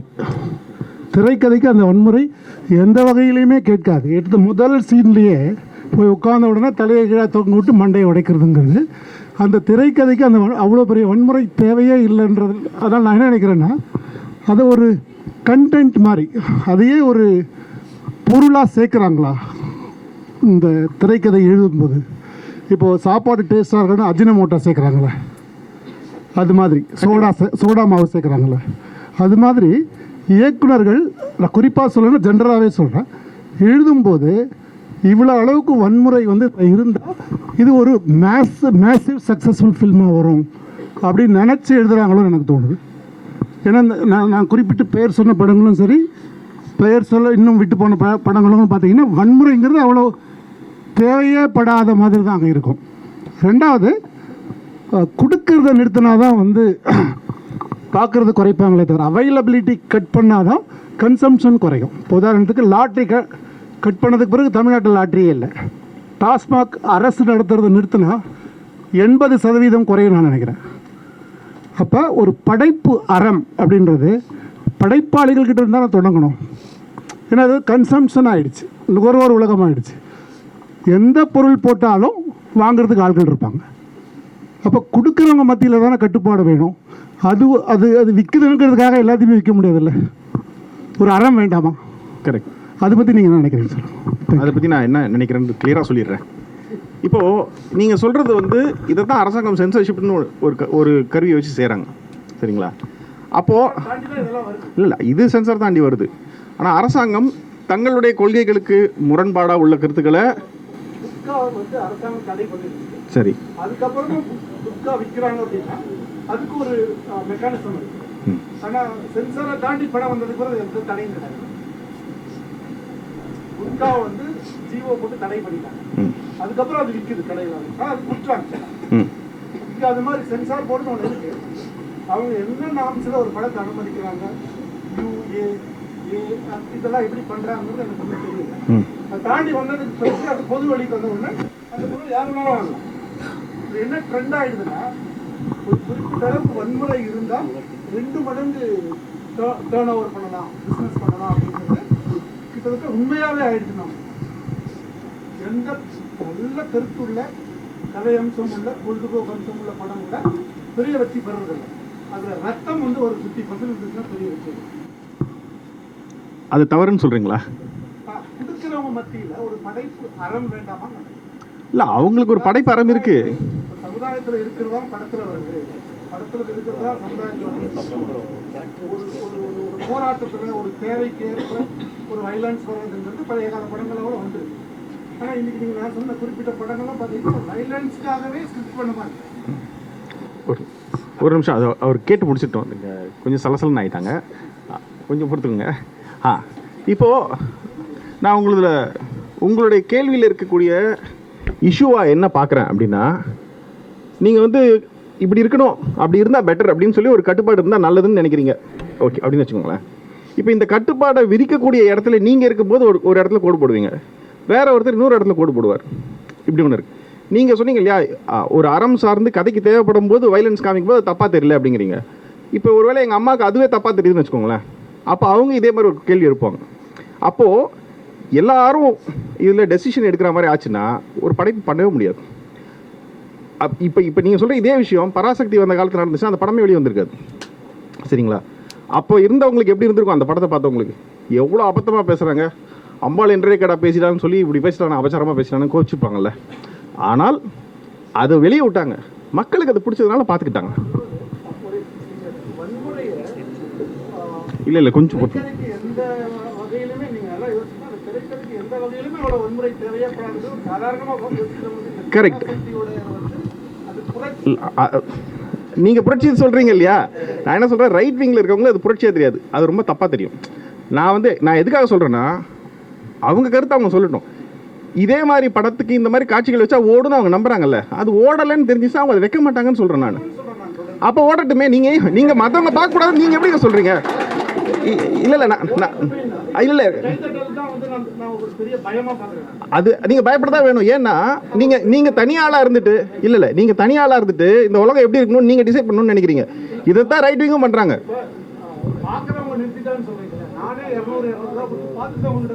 நான் படம் பார்க்கல, நான் ஆனால் உங்ககிட்ட எதில் பேசிட்டு இருக்கேன். இல்லை இல்லைங்க தோழர்,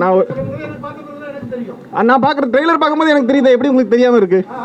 இப்போ இந்த படத்தை நீங்கள் சொல்கிற படங்களை நான் பார்க்கல, இது இப்படி இருக்குன்னு ட்ரெய்லர் பார்க்கும்போது எனக்கு தெரியுது, நான் போய் பார்க்கவே இல்லை. நீங்கள் ஏன் அந்த கால் எடுக்கல? இல்லை இல்லை நான் உங்களை வந்து நான் உங்களை வந்து தவறாக சொல்கிறதா நினைக்காதீங்க. நான் உங்களை தப்பாக சொல்கிறதா நினைக்காதீங்க. நான் ட்ரெய்லர் பார்த்தேன், படம் பார்க்கல, சரிங்களா? ஆனால் நான் என்ன சொல்கிறேன்னா, எனக்கு அது வேண்டாம்னு நான் முடிவு பண்ணுறேன்.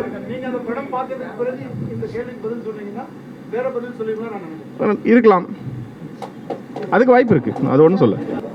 அவரு என்னன்னா ஒரே விஷயம் தான், அவங்க சொல்லக்கூடிய விஷயம் என்னன்னா, ஒரு சமூகம் பொலிட்டிக்கலைஸ் ஆகிறது இடம்னு ஒன்று இருக்கு. சமூகத்துல வன்முறையை பற்றியான ஒரு பொலிட்டிக்கலைஸ் ஆகிறதுடைய தேவை சமூகத்துக்கும் இருக்கு. அது எப்படி பார்க்கணுங்கிற இடம்னா அவர் வந்து சொல்றாரு. கமர்ஷியலா வைக்கிறவங்க கமர்ஷியலா வைக்கதான் செய்வாங்க, கமர்ஷியலா வைக்கதான் செய்வாங்க. அது அவங்க வந்து வணிக ரீதியா வெற்றி பெறணுங்கிறதுக்காக பேச செய்வாங்க. முற்கால கூட வெளியே விற்கணும்னா விற்கதான் செய்வாங்க.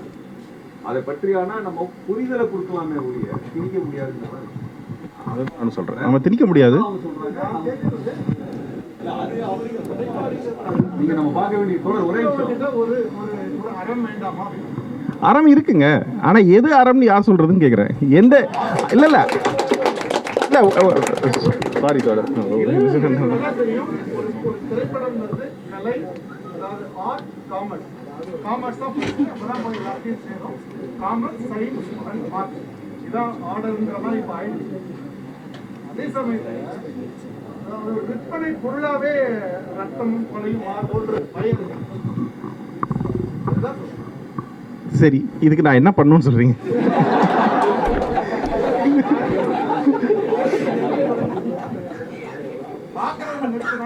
கொடுக்கறது குறைஞ்சிருங்கிறது நுகர்பொருளுக்கு பெரும்பாலும் செல்லாது. அதுவும் தமிழ்நாடு மாதிரியான ஒரு மாநிலம் இருக்கு. படம் இன்னைக்கு கலைங்கிறது இல்லைங்க. நான் எனக்கு தெரிஞ்சு இந்த மாதிரி இப்படி பண்ணால் படம் ஓடிடும்னு சொல்லி ஒரு கணக்கு வச்சு பண்ண படங்கள் நிறைய படங்கள் ஓடினதில்லை. இங்கே வந்து ஒரு வருஷத்துக்கு 350 படம் ரிலீஸ் ஆகுதுன்னா ஒரு 50 படம் கூட போட்ட காசு எடுக்கிறது இல்லை. அதனால் நீங்கள் சொல்கிற விவாதம் அல்லது அந்த வாதம் வந்து ப்ராக்டிக்கலாகவே ப்ரூவ் பண்ணிடுச்சு அது அப்படி கிடையாதுன்றது சொல்கிறேன் நான். எல்லா வன்முறை படங்களும் வெற்றி படங்கள் எல்லாமே வன்முறை படங்களாக இருக்கு. ஆமாம், அந்த மாதிரி ஏதாவது இல்லை. மேசிவ் வெற்றி, நான் ஒரு நிமிஷம் இருங்க, நான் சொல்லிடுறேன். இந்த மேசிவ் வெற்றி இல்லை இருங்க அவர் அது இல்லை, அதுக்கு அது கடைசிக்கு பதில் சொல்லிடலாம். இந்த மேசிவ் கொஞ்சம் அமைதியாருங்களா, அவருக்கு பதில் சொல்லிடலாம். பாவம். இப்போது ஒரு மேசிவ் வெற்றியை வந்து டிசைட் பண்ணுறது அந்த படத்தினுடைய ஹீரோவுடைய சைஸ், அவருடைய பிஸ்னஸ் தான் அதை டிசைட் பண்ணுது, சரிங்களா? இப்போ நீங்கள் சின்ன ஹீரோ வச்சு எடுத்தீங்கன்னா அவருங்க போட்ட முதல் மாதிரி 2 மடங்கு வரலாம், 3 மடங்கு வரலாம். அவங்க பெரிய முதல் போடுறதுனால பெரிய அளவுக்கு பணம் வருது. அப்புறம் பெரிய அளவுக்கு பணம் வருதுன்னு சொல்லி அவங்க விளம்பரம் பண்ணும்பொழுது இன்னும் அதிகமாக பணம் வருது. ஸோ அது ஒரு வணிகம். நான் அந்த அளவுக்கு வளரலன்னு வச்சுக்கோங்க. ஓகே.